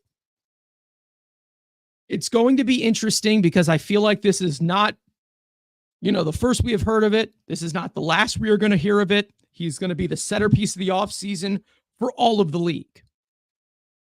But when it comes to the Mets investing into a bat such as Juan Soto, a transcended talent such as him, who was traded to the Yankees for 1 year, they went to the World Series, they lost to the Dodgers, and now he goes to the free agent market. There's so many different angles that you can look at it. I don't know really how to grasp it in one situation. But currently, the Mets' chances we know are high because we know about Scott Boras as going to the highest bidder. The Mets have everything in their power to possibly be that highest bidder. Andrew, I will go to you regarding Juan Soto because this is a conversation we have put out for a long time. We know about Juan Soto and his anticipated free agency. We knew he was going to go to free agency because he's a Boras client, no matter what team that he was on. So what is the current look that you're seeing this for Juan Soto in the Mets perspective right now? What do you think? This is what Steve Cohen was supposed to do. When you got, yes, we've seen great players on the free agent market. They didn't touch Aaron Judge because there was that handshake deal that the Mets and Yankees aren't going to bid with each other to bid up Judge. Okay. Ohtani told us to fuck off, and he wanted to go to the Dodgers. Okay. Yeah. This is the same conversation we had when Bryce Harper and Manny Machado were on the free agent market. These are 26-year-old superstars. And in Soto's case, is, if not the best pure hitter in baseball, one of the 3 best hitters on the planet. This is what you build your franchise on. And this is what Steve Cohen is here to do. And yes, it's going to cost a shit ton of money. I do not care. It is not coming out of my money. It's not coming out of my wallet. So the fact that we got people complaining about it, who cares? You're not Steve Cohen. It ain't coming out of your check. So who the hell cares? When you see this type of talent on the market, these don't, again, I said Bryce Harper and Machado. That was the last time where you had a 26-year-old superstar. That was it. Obviously, Ohtani and Judge we've seen on the market, but again, both those guys over 30. Both either have flaws or, a DH with it coming off an injury. We'll see what Ohtani comes back and pitches next year. We'll see. Just blew out his other arm today, so we'll see. That slows down the process. But again, Judge we couldn't get to. But this is what this is what Daddy Warbucks was brought in to do. And he cannot be outbid. He might go somewhere else. We don't, we have the general idea that he's just going to go to the highest bidder. That's what I truly believe. I don't think anything else is going to care. He's going to go to every single penny, whoever offers him the most. But let's play the game like this can't be a Yamamoto situation from last year. You need to be the highest offer no matter what. If he wants to go back to the Yankees, fine. If he wants to go to the Dodgers and be Kevin Durant, fine. You can't change that. But when everything is said and done, you need to be the highest offer, no questions asked. Because this is what the type of guy you put your franchise in. And if you bring in Juan Soto, you know how much pressure that takes off Francisco Lindor? Which this is something that Lindor has been the guy on this team. If you bring in Juan Soto and let Juan Soto be Batman and make Francisco Lindor, yes, he's still going to be the captain and all that, yes.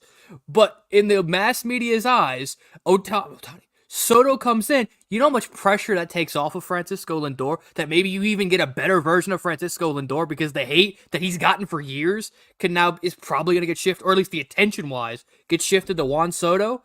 Maybe you get a better Francisco Lindor now, and you put him in, let's say, the Robin role, and now you have your Batman? Yes, this is, and it's going to cost 14 years, 15 years. We also don't know what he wants. Is it going to be I think he easily breaks the AAV because Ohtani's AAV doesn't exist because he's going to be the highest AAV player yearly, bar none. Again, excluding Ohtani because that's just a fake contract. That's like the most NFL type contract I've ever seen. That's not real. So I think he easily tops what I think Verlander and Scherzer have 44 million AAV. He's easily topping that. It's going to be 14 years, 15 at most. Like, you're paying this guy till he's 40. And I think if you have that bat, again, we've seen every clue in the books. He's posted that Instagram post. He loves hitting at Citi Field. He loved torturing us with the Washington Nationals. It doesn't matter what uniform it is. He loved torturing us in that ballpark. He said he loves hitting at Citi Field. You know, being like, the team I don't play for. He's always said that Citi Field is his favorite place to hit. There is no excuses here. Yes, it's going to be an obnoxious... Heyman's going to tweet shit. Rosenthal, Buster Oley, Bob is going to tweet out some dumb shit that we're going to be like, what the hell? It's going to be worse than what Blue Jays fans went for during Ohtani sweepstakes. But again, when you have a 26-year-old outfielder, and you're going to have, and we've already started to see it, let's say he tops the $700 million. People have already said he's not worth that. Because again, he's not a pitcher. He doesn't provide you a great glove. He's an average base runner, but he's one of the best pure hitters in baseball. So I don't really care if you overpay. That's what free agent market is. You're going to overpay elite, godly, good, elite, average, good. That's how the market goes. And especially, which I don't think the Dodgers are real. I think the Dodgers are just here to bring the price up because that's what I firmly believe. But if they are real, we're fucked. But you have the Yankees, you have the Mets, and you have the Dodgers. You have the three biggest rich money bags in the sport bidding on him. So this is going to take an over. Hell, it might go north of 715. I don't expect that. I don't expect he comes to Ohtani number. I think he falls just short. I think he easily breaks the AAV record. But again, this is going to be first of probably we're going to have probably 11 episodes before he signs. We're probably going to talk about every single one. So I'm not going to go insanely deep because we're talking about it till he signs. But he is everything that you want in a face of the franchise, and I don't care what it costs. If it's 14 years, $686 million, makes him $49 million. If it's 50 AAV, I don't care. This is what Steve Cohen, and this has been the guy Cohen's wanted. Like we heard reports when Rizzo had him on the trade block. Cohen wanted Epler to trade him Vientos, Alvarez, and Rizzo. This is the guy he's wanted since he's taken over. So he is going to be the highest bidder, and if money's all that matters, we have the advantage. If he wants to win, he's going to LA. If he wants to be stupid, he can go back and play with Aaron Judge and bobble some balls in the outfield. All right. Well, before I get to Frank here, because I'm sure he has plenty to say on this, I did go to the poll, of course, for those of you who have not voted yet, of asking you guys how far you would go for Juan Soto. 23% of you are saying less than 500 million, that he's worth less than 500 million. 12% of you are going 550. That's the highest you're going. 34% of you are saying 600 million. That's the highest I am ever going.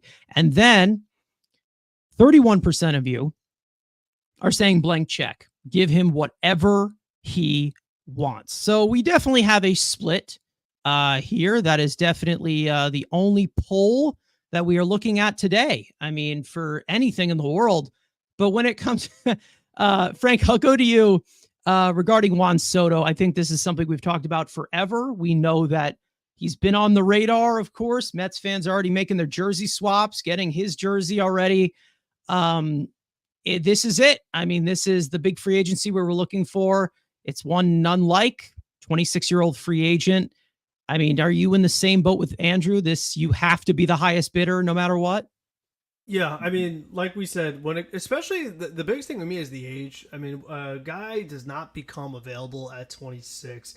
It has to do with like Juan Soto, like we've talked about, was so insanely good that he just blew right through the minor league system and got called up so early that he was able to enter free agency so early. So, I mean, that's something that definitely has to be considered. Is that like this guy is just that. Like he is just so much better than most players in the whole sport that he does things that most people don't do, so like this doesn't normally become available to you.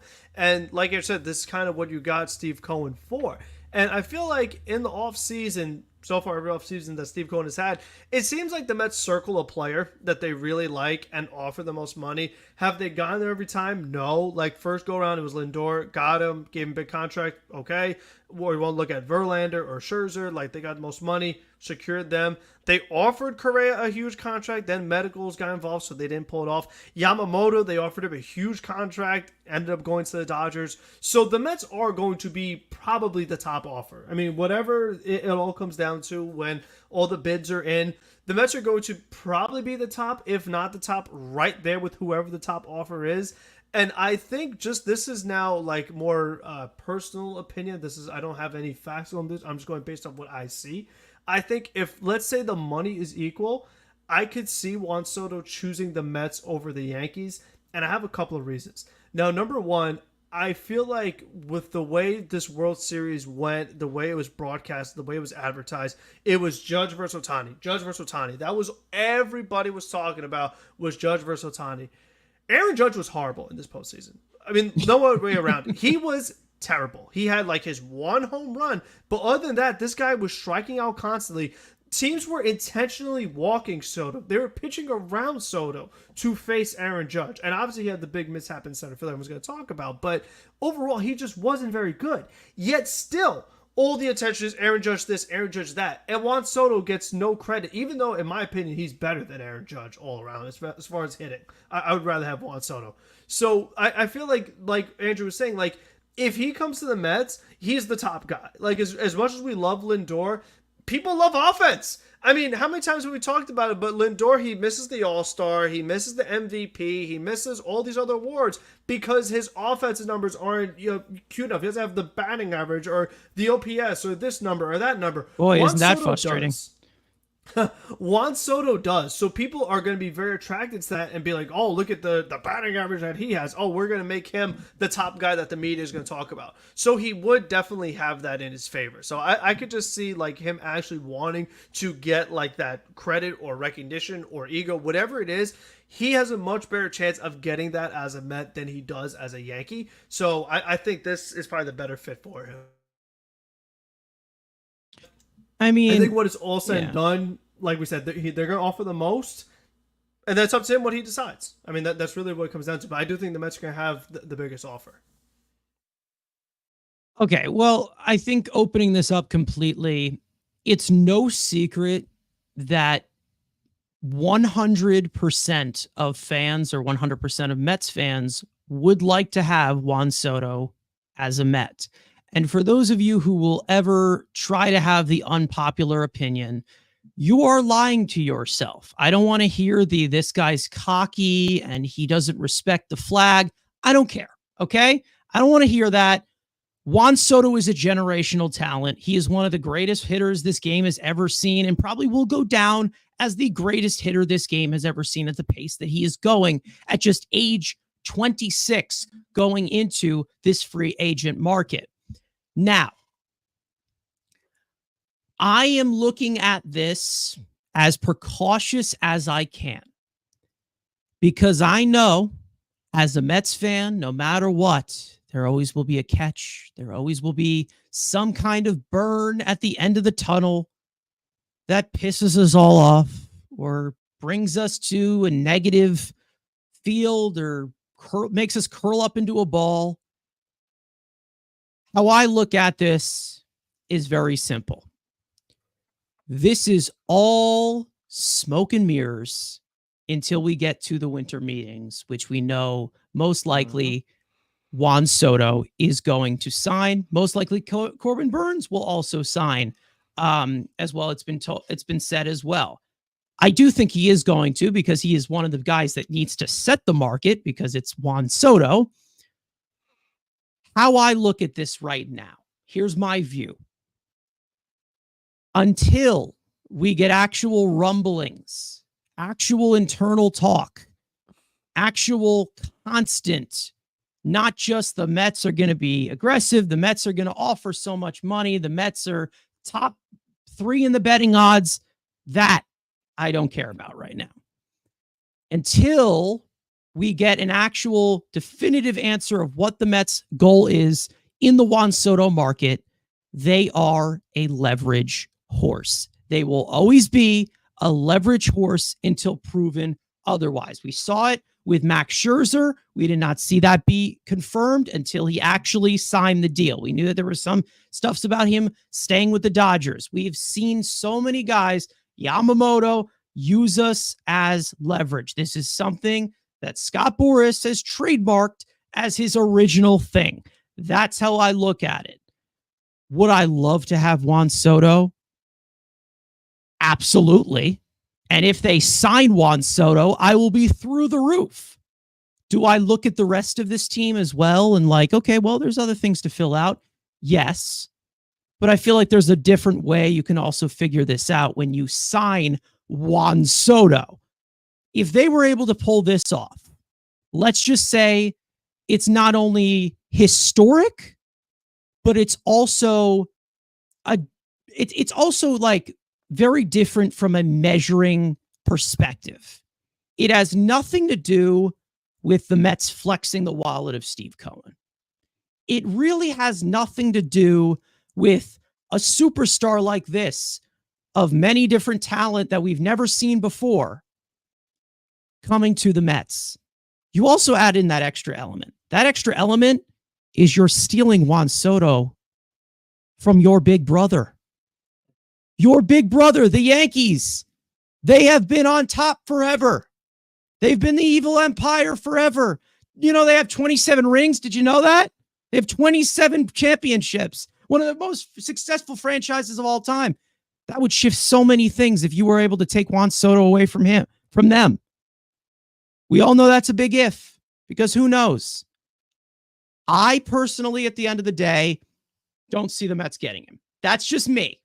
But I've been proven wrong before. So we'll see what happens. Hopefully I put that out there and Steve Cohen says, okay, watch this. At the end of the day, I do think that the Mets will be the highest offer. We know that the rumblings right now is that he goes to the highest offer. If the contracts are close between the Mets and the Yankees, Frank, I do disagree that he would end up going back to the Yankees. I do believe that. Why? But They suck. Jesus. Okay. Hey, who got more games out of the Dodgers? Oh boy, that's an Andrew type answer right there. Jesus Christ. He just okay. Would you like to go for me to go from this as a WFAN perspective or an actual logistics perspective? Yeah. Tell me Who got how more games out of the Dodgers? The Mets gave them the 6, and they lost the Yankees in front of the whole crowd. They got embarrassed. At the end of the day, when it comes to Soto, I do think that he is going to favor the Yankees to a degree because of the year that he had. The other thing too is he gave the most least endorsement of staying with a team that I've ever heard in free agency history. I mean, those answers he gave when they were eliminated is something that most players wouldn't even do at any point, especially after they just got eliminated from the World Series. Most guys would be like, "Oh, we're thinking about the World Series. Will my agent handle this?" Like, he was literally saying every team has an equal chance. Like, every door is open. Like, listen. Think of what Manaea said. Think of what Iglesias said, what Severino said. All those guys said, I love being with the Mets. I would love to stay with the Mets. Soto was the entire opposite. So I don't think he wants to be a Yankee, honestly. I don't get any sense of that. Andrew, what does that sound like to you? Does that sound like a client of a certain person that we've seen since the beginning of time? Or does that just sound like Soto just doesn't want to stay? Pete did not do that approach with the free agency. Pete was the total opposite. Pete's been talking Soto about did. staying a Met forever. I mean, that's been known forever before he hired Scott Boras. I mean, you think he's going to go back on his word? Yeah. I'm just saying. I mean, he did not pull a full Garrett Cole. He did still wear the Yankee hat. He didn't wear the Boris Co hat like Cole did. So there is a little bit of, safety to the Yankee. But yeah, again, we all know it's going to come down to the money. And we've even it's going to come down to the money because this kid's already said no to 440. Like, they have waited for this moment. For them to already say no to 440, we'll see. We don't know if the Yankees offered him any, which maybe they did, maybe who cares. Those two have been licking their chops to break every single record that they possibly can. If it's even, I do think I could see both ways. If it depends on what his personality is. Is he tired of being the Robin and he wants to be a Batman, or does it? Again, I think if it's even, I think he stays with the Yankees, but that's why the Mets don't make it even. If the Yankees are at 687, bitch, I'm at 710. I make it to where there is no close negotiation. I say, all right, you're at 680. All right, I'm at 715. You'll come to my level? Oh, you're at 715? I mean, we're getting out. I don't think it gets to that number, but that's what I mean. I am not making this. Well, it's close. No, I ain't making it close enough. I'm making it. Your ass is going to be a Met, and you're going to like it. That's just how I look at it. So if Cohen is that in love with them, we can't force him to be a Met. He's going to have to sign on the dotted line. Well, okay. Wait a minute. The Braves do it. The Braves do it with their players. You get them in a room and you get it done. Okay. That's different.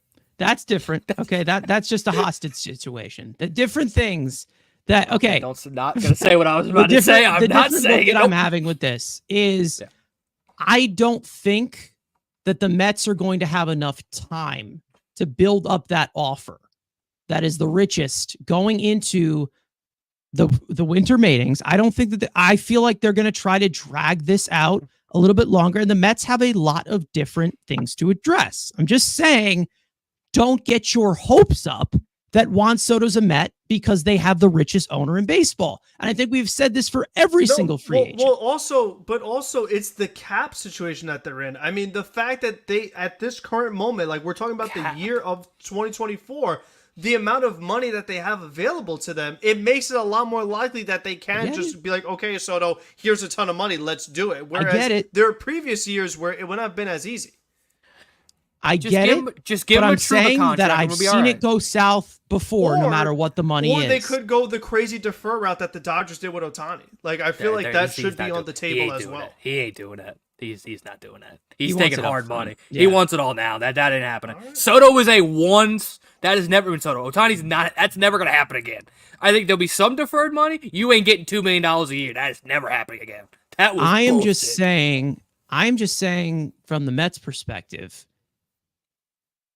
it's definitely going to be more difficult than just here's your money. It's going to be a lot more difficult than that, because what I looked from Soto's press conference at the end there that you pointed out, I saw 30 teams out there. Who goes in every direction? We know that everybody is in a different market. We get that. There's teams that are more wealthy than others. We know that the Mets might go to more extremes on this player as compared to what they went with Yamamoto. Or maybe they're talking about even with Ohtani, which I think that they just didn't really even go in all in for anyway, because we all knew he was going to go to the Dodgers. But I just personally believe that it's going to take a little bit more, just a little bit more. I don't know if the Mets are going to be able to do it. A little bit more than just, here's all the money in the world. That's how I kind of look at it regarding somebody like Juan Soto. I know it's been proven he's all business. He wants this, he wants that. When it comes to the Mets, there's always a catch regarding just, here's your money. There's always a catch. What? Tell me. We again prove for Scott Boras clients that it's all about the money. Chris Bryant signed with the Colorado Rockies because they offered him the most money. It's Scott Boras. The money's all that matters. Okay, if you'd like to remove your mic away from No, I want it right here. A little too loud. Thank you. Exactly. You need to hear it. Sorry, audio listeners, for that. What I'm saying is, I would not be surprised if there's an extra plus to here's your money in regarding somebody like the Mets. I do believe they'll go to the highest bidders. I do believe so. And do I think that the Mets can be that guy? And do I believe that this is the guy that they wanted forever? They've had this guy circled since Cohen's purchased the team. Do I do believe that? But I do think that there's going to be a little bit of extra that they're going to need that they could fall short of. Could there be a possibility? Because we've seen them fall short before.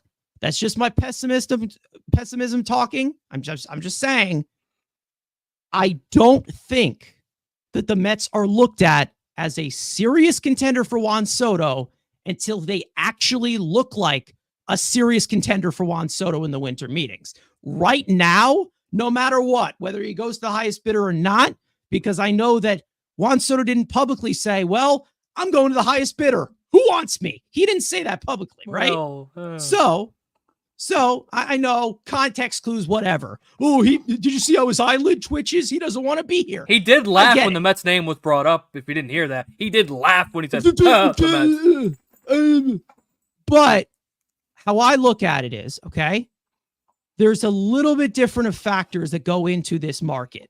And I'm not just going to say it's the highest bidder. I do think that the Mets will go into extremes because I do think that they've been eyeballing it for a long time. But again, you have to be cautious in the matter to where do we cut this off and move on to better things. I'm just saying. There's nothing better. It's this and nothing.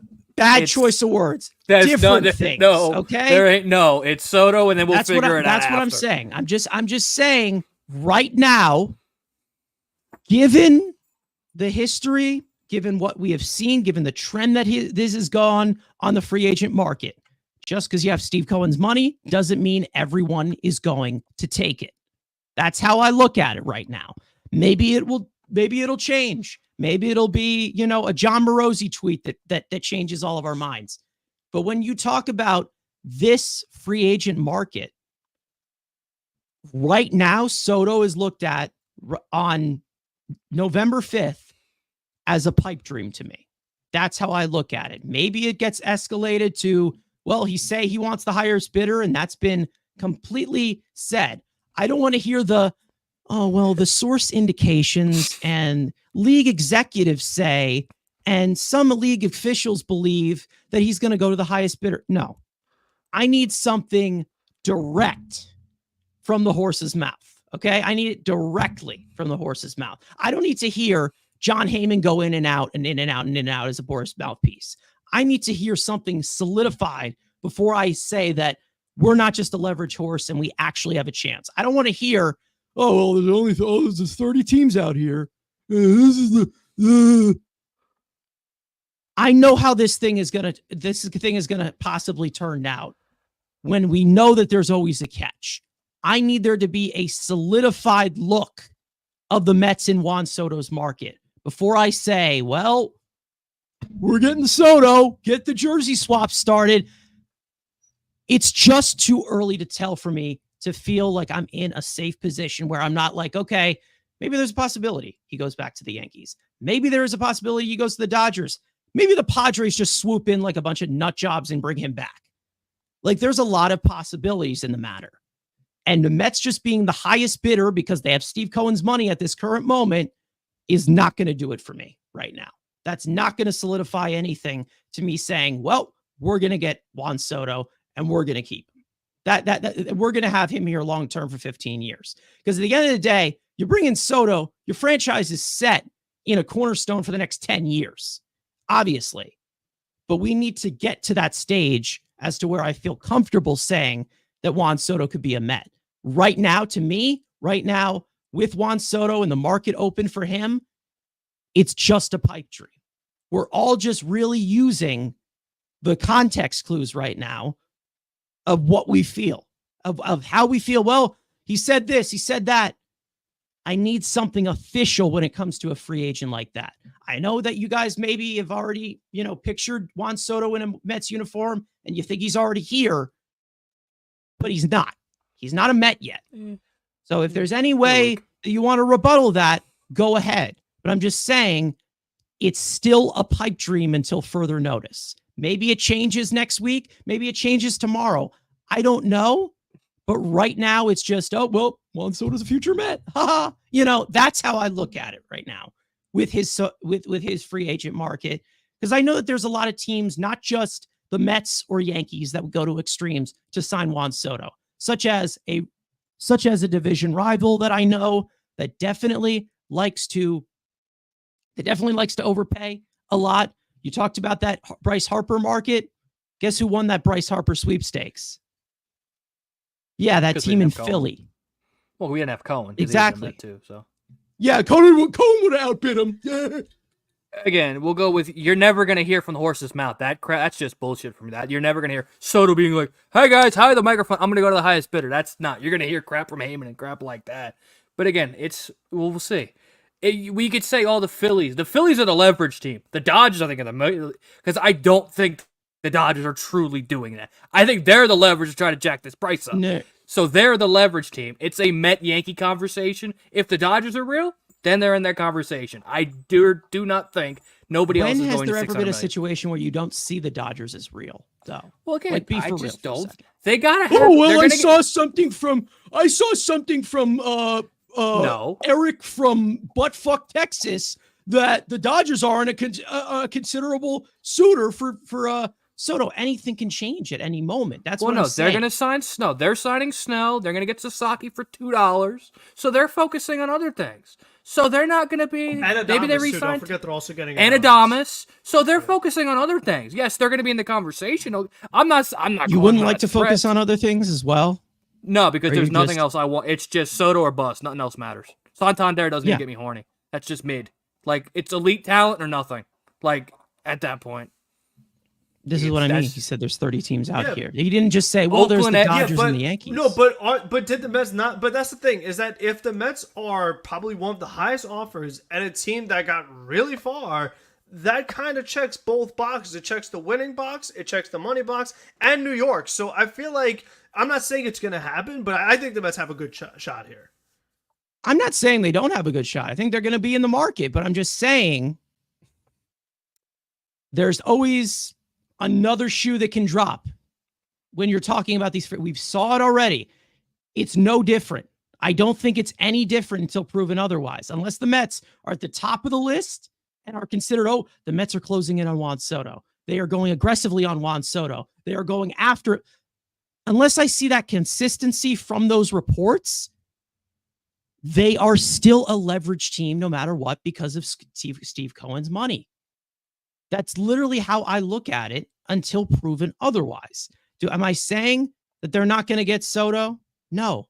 I personally think he stays with the Yankees. That's my overall opinion. That's just me. Wrong opinion, but okay. I understand. I'm just being... What? Excuse me?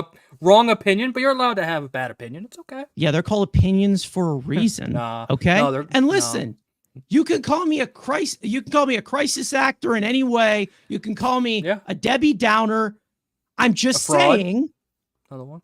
I'm just saying him going to the highest bidder does not mean he's a Met. We have seen plenty of free agents in the past talk about the highest bidder. The Mets have been the highest bidder, and they weren't able to get him. So again, I feel like there's going to be other factors involved in the matter as just. Here is your money.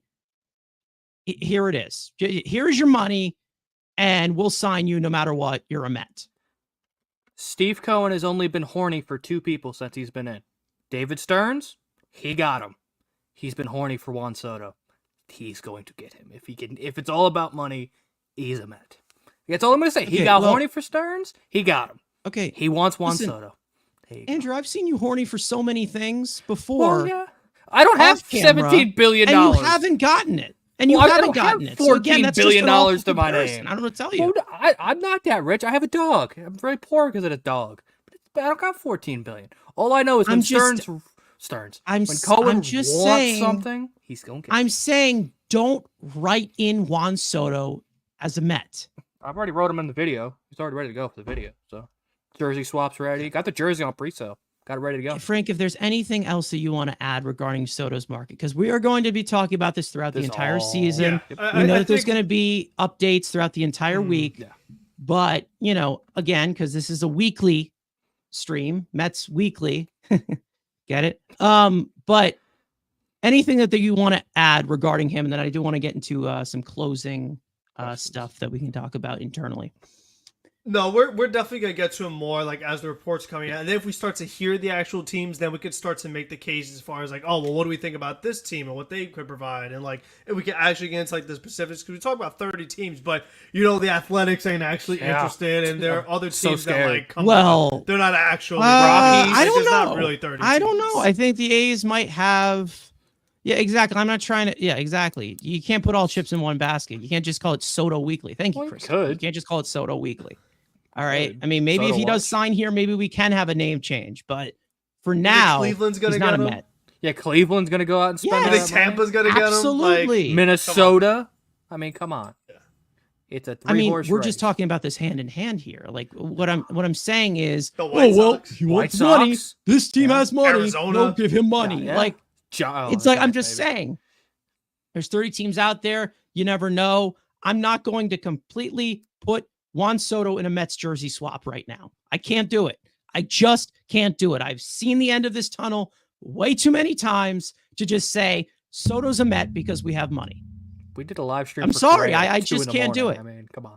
It was later than that. Yeah, he'll probably sign at 2 a.m. and we'll be live for it. I'm sure. And then the physicals will go all rogue and okay. Anyways, I do want to move on to a guy who's actually on our team, that being Mark Vientos, which I want to close out with. Now, Mark Vientos, I don't know if it may have been last week or maybe a little bit over last week. He did bring out a letter to Mets fans regarding his, I guess it's rookie campaign or his first full season. Now, I'm not going to read the entire letter because it is pretty long, but I do want to put in some quotes that I feel like are a little bit noteworthy in regard to, what has been going on with Mark Vientos, who was a huge contributor to this Mets team in 2024 from the beginning all the way to the end in the postseason. Now, I do want to bring up some quotes from this letter and, giving off an impression of what he gave from this season. Now, there are some quotes here that I'm just going to, improvise here. But, at the beginning, kind of telling everyone that he's not really an emotional person. He's not one to really give out, hugs or telling people that he loves them all the time. But, when it comes to baseball, he says that when it comes to the game I love, it's just there for a different reason. He says that, the type of person that I am when I'm in on something, I'm all the way in. I don't think about what's next or if we lose or anything like that. I'm zoned in. So when we made the last out, it kind of hit me all at once. Like, whoa, we lost. It's over. And seeing them watching the Dodgers celebrate on the field, it sucked.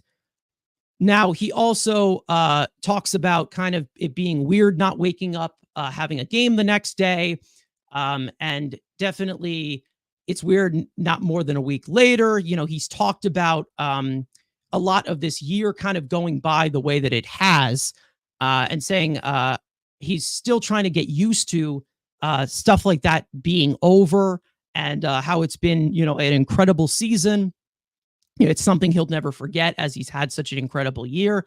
And one of the quotes that I will say that definitely got me here was saying, I got to say, it feels like I was born to be a New York Met, like it was meant to happen, destiny, or whatever he called it. He also went on to talk about kind of how his dad grew up a Mets fan, stuff like that. I don't have it on here, but I kind of had to summarize in some of the quotes from his letter as well. And of course, kind of just talking about, the mix of great players and the mix of great vibes and all of the, embracing the, oh my God, the mini pumpkin grimace, all of this crazy stuff this season. And everyone was having fun together, which he said, and saying basically saying that later on that in the letter saying, I'm ready to get back out to it. Obviously, I'm going to give myself a little bit more time. Everyone needs some time after something like that, but it's not going to be long. I'm going to get right back to training in next week or so.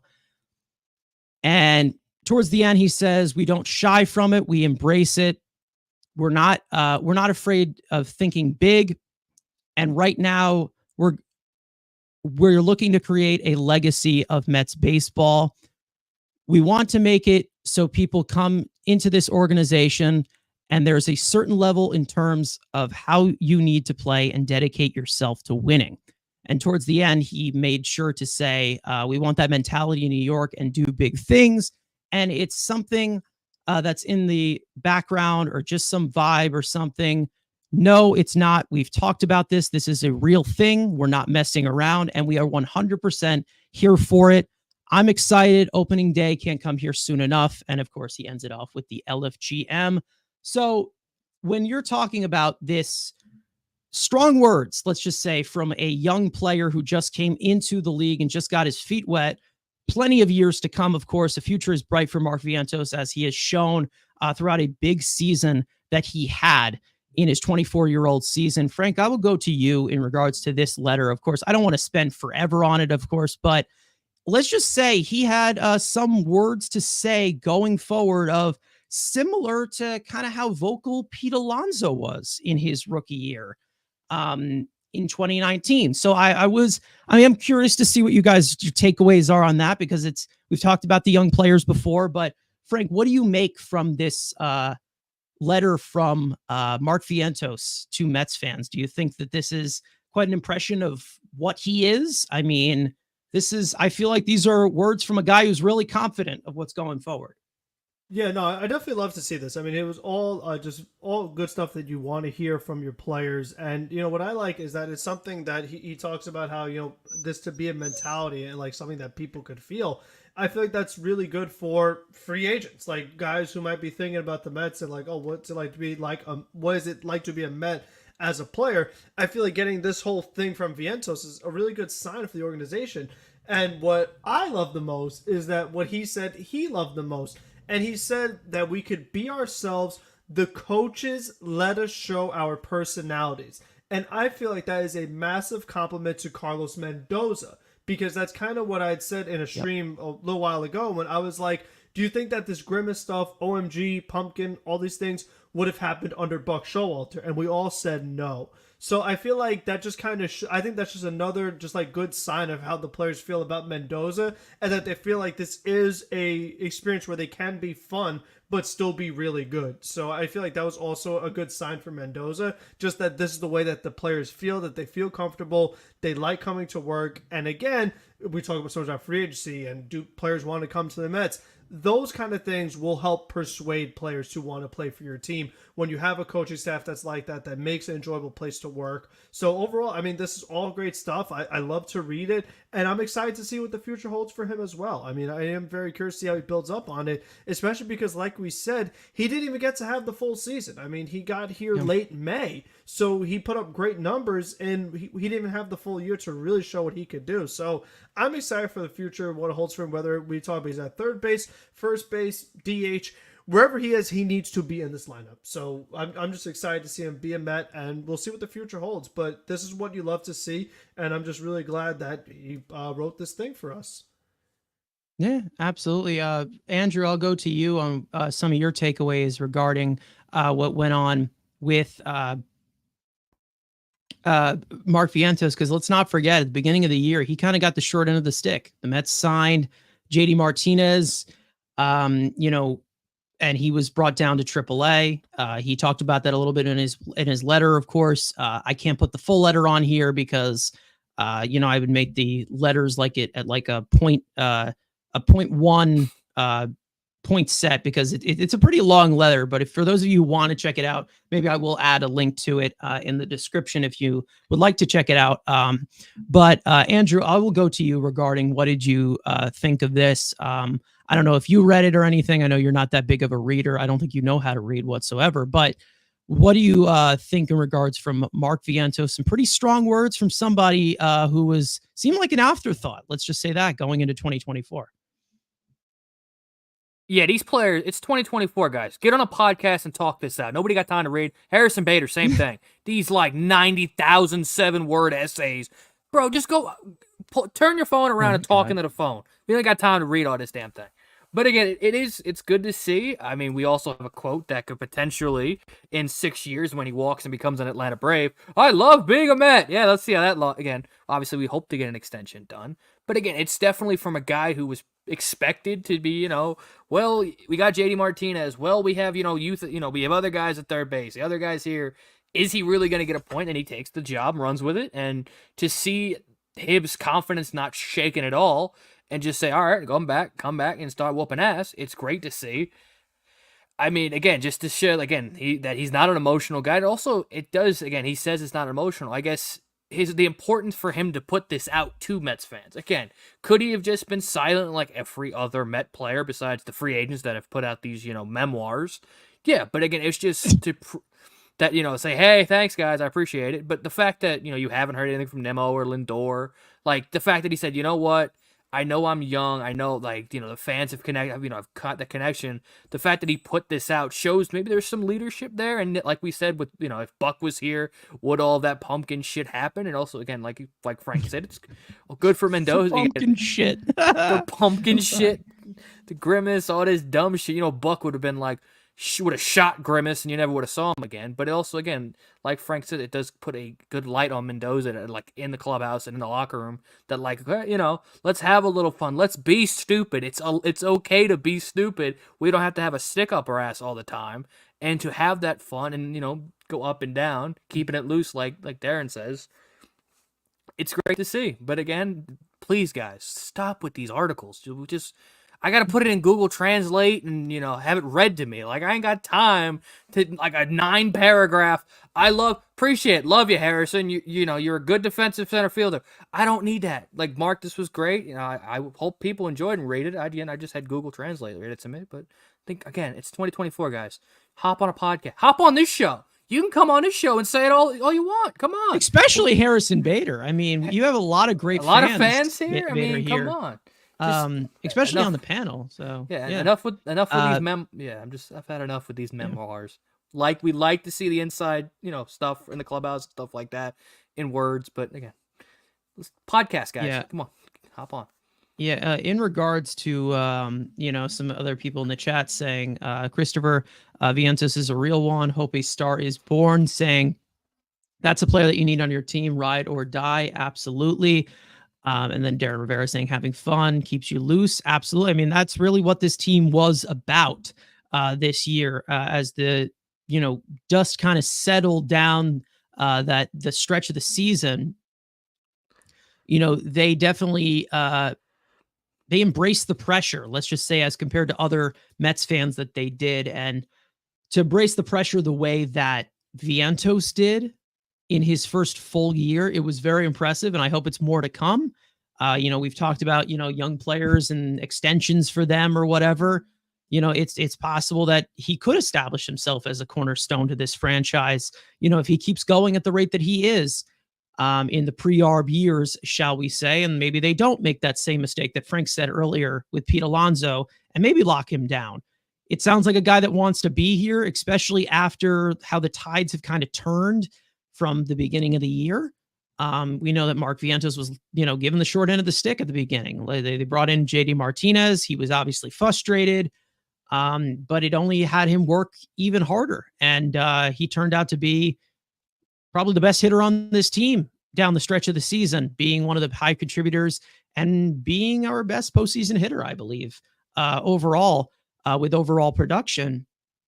I think that it was very promising year from Mark Vientos. It was great to hear those kind words, of course, and to have him be as vocal as he has been in that letter. It was definitely a breath of fresh air, let's just say that, to see a young power hitter like this make an impact like he did as compared to somebody like when Pete Alonso did it. Obviously, Pete Alonso went to a bigger extreme in his rookie year, a historic rookie year. But when Vientos got here, he was an instant impact to this Mets lineup. And hopefully that comes for years and years to come. Anything else you guys want to add on that? Obviously, I don't want to spend too much time on that. I do want to get into some viewer questions, and then we'll head out of here. So We asked you guys in the chat, of course, in our pinned comment saying, we'll probably save a few of your questions towards the end if they don't really have much to do with any of today's topics. Darren Rivera earlier asked about Jock Peterson as the first base outfielder DH. I do think that Jock Peterson is considered just a DH at this point. It seems like he's been established in that role. When it comes to Jock Peterson, I have been begging, I have been on my knees for Jock Peterson for the last 4 years. Don't look at me like that. You know I have been, physically and literally. I 100% have been on my knees, pounded the table for them to pick up Jock Peterson, and they 100% have ignored me and said, fuck you, Carson. I don't care about you. I hope that they try to consider somebody like Jock Peterson. That'd be awesome. But it seems like he likes it out west. That seems to be the thing, but we already know what Jock Peterson can bring to the table. 30 to possibly 35-year home run bat against right-handed pitching. Massive game changer in the postseason. He's done it with multiple teams before. Andrew, I'll go to you regarding Peterson. We've talked about him many, many times. You can probably go back. We have fawned over Jock Peterson as a possible piece. Get your questions in if you have not already, but regarding Jock Peterson, what are your thoughts on him, Andrew? I mean, of course, we've said we've been on the top of the, we'd love to have Jock as a DH. When we went and got, name who shall not be named, we thought that would have been our version of Jock Peterson. That doesn't turn out well. And this is just with me, and yes, Brent Rooker now, they said is an option, no longer an option on the market. I'm tired of the platoon DHs. Like, for me, get a guy, one guy, because I'm tired of having 2 spots on my bench, one on the bench, one on the lineup. For me, I'm tired of the platoon. I'm just, get me a bat. And the fact that Jock is so bad against left-handed pitching, yes, he murders right-handed pitch, absolutely destroys right-handed pitching. I've always loved that. For me, I'm just tired of this platoon crap with the DH. I just want one bat for the DH so I can get a little more athletic and more versatile on my bench. But again, you're telling me it's Jock with the lefty killer. Fine. I mean, again, we've loved Jock for a long time. Again, postseason experience. Again, this is a team that wants to show up in the to be in a consistent playoff team, to have those type of guys. Again, Enrique Hernandez, guy's absolute dog crap in the regular season, but when the lights are the brightest, that dude shows up. I'd rather have guys like that I'm paying, or I guess that'd be more of like a trade deadline acquisition to try for that. But again, if Jock wants to come here, also I do think he's probably getting a multi-year deal because he had a great year, and it's probably the last big deal opportunity. He's probably going to get a couple of years. Do you really want to give that to a guy who's a platoon bat at best? One thing I will add, he may not be great against left-handed pitching, but he does walk a lot against left-handed pitching. So there is good pitch selection in regards to that. Facing the lefty, we know that he's more comfortable against righties from the left-handed side as the big pull hitter he is. But Frank, do you pretty much have the same feelings about Jock as we've always had? I mean, the guy is just a beast at the plate. Obviously, he can definitely be a left-handed option and a right-handed heavy lineup that the Mets had this year. Yeah, I mean, he's definitely someone I like a lot. I was a little surprised that he declined the option from Arizona. I felt like they were giving him a pretty good amount of money. I was surprised that he turned that down because for a DH who specifically faces right-handed pitching, I'm not too sure how much more than that you're going to get. I think the one issue with Jock on this current Mets team is that, like we said, you sign him so he can face the right-handed pitching, but usually that gets partnered with a guy who hits left-handed pitching, and that's what Arizona did in having Grichuk and Peterson. And now Grichuk is also available, but it feels like if you got Jock, I feel like you need to also get a right-handed bat to also be your DH. So that's like the one thing I don't like is I still feel like in general we would like a DH who can hit both. I feel like that's really the ideal scenario. And listen, I love Jock, but for me personally, I'd rather take Oscar. He could hit both, but that's just me. That was coming.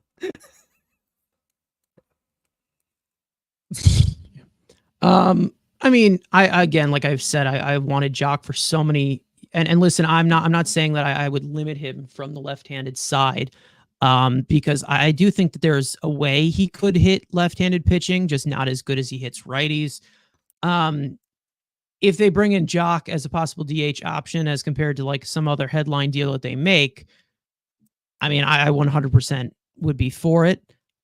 I think that it doesn't really come down to regarding Jock Peterson of if it's a good fit, because I do think it is a good fit, especially with, a right-handed hefty Mets lineup right now. But I think that more it comes. But the problem is the Mets don't have the lefty pitching DH on the roster, right? So you need to sign two guys if you bring in Jock. I get it. I get it. But I feel like the biggest factor here. I feel like the biggest factor right now with Jock is that I don't think there's really that much money that you would go for Jock Peterson, because there is a limit, obviously, when it comes to Jock Peterson. I don't think there's an amount of money that you can put out there, given his value, that'll make him want to leave the West Coast. Because I think that right now, when it comes to Jock Peterson, he just seems to be out there in West Coast. It seems to be the trend with him. Seems like a last resort for him to be on the East Coast or in the Central. We know that he was with the Cubs. He was with the Braves. He wasn't there for that long. So we've seen him with the Giants, Arizona. Maybe there's a possibility he goes to, San Diego. Maybe like that's the next team that he goes to. That's a possibility. They'd need a DH, right? They're like really Seattle, in the Seattle could possibly, like that could happen. You never know. I feel like that's kind of the disadvantage that you have regarding Jock Peterson in that matter. We'll go to one more question. Christopher coming in here saying, what are the Mets doing with Acuna? Is he a second base starter? Iglesias the backup?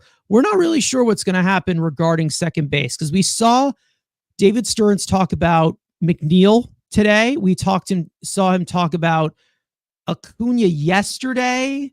We saw him. I don't think we've seen anything about Iglesias, which I think that he'll most likely hit the open market. But when it comes to Acuna, it was kind of leveled out the way that they said it. They talked about, where Stearns said he prefers McNeil to play second base, which he should, because again, that versatility that everybody likes to shove in my face regarding McNeil doesn't exist anymore. When you're talking about Acuna, he also said that, he was great for us, but we also know that it was only a little sample from what he did for us. So they're not taking it into big account. It seems like he's being optimistic in both ends, but we'll see what happens. Frank, I'll go to you regarding the second base position. What do you think is going on? It's a little too early to tell, but again.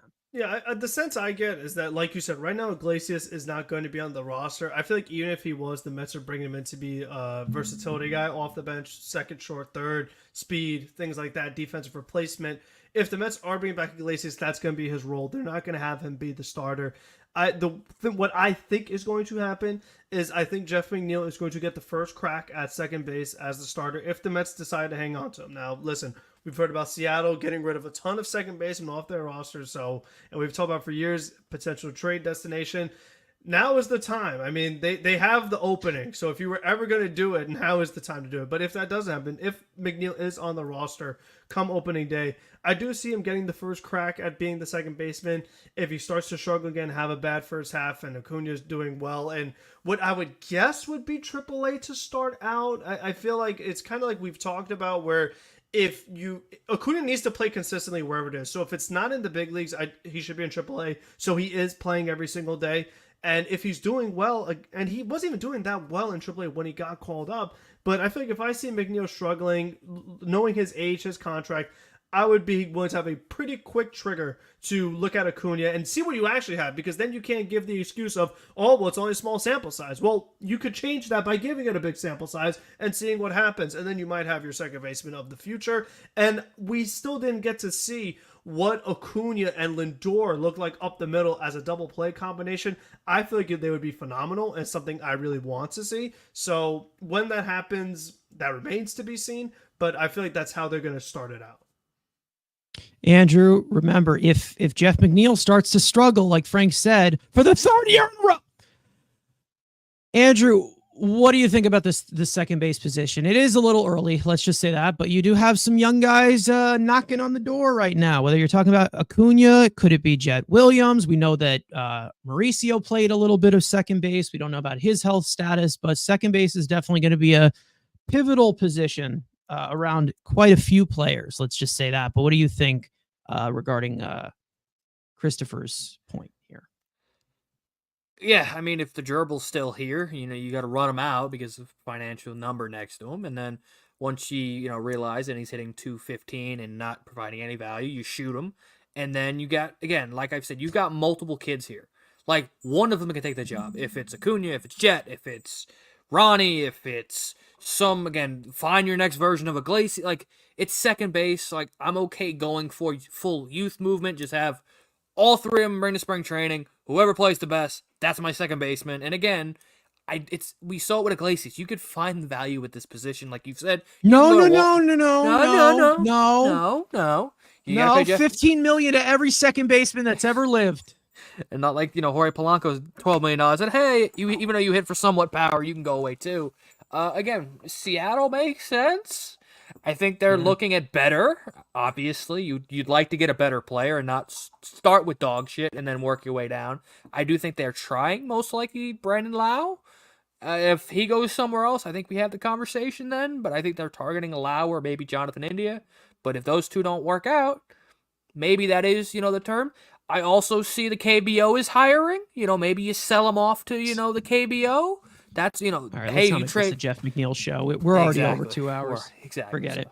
It's second base. You got so much youth internally. Give me a leagueman player who, and with tools and speed, I could hit ninth or eighth in the lineup. That's all I really care about.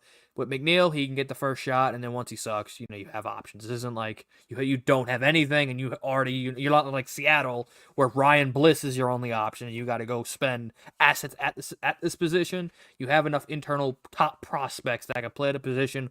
One of these guys can stick, and then there's your solution. Well, if there's one thing I do agree with, it's that, Jeff McNeil has not gotten enough chances.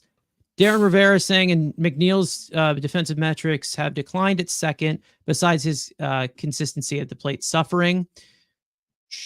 Don't say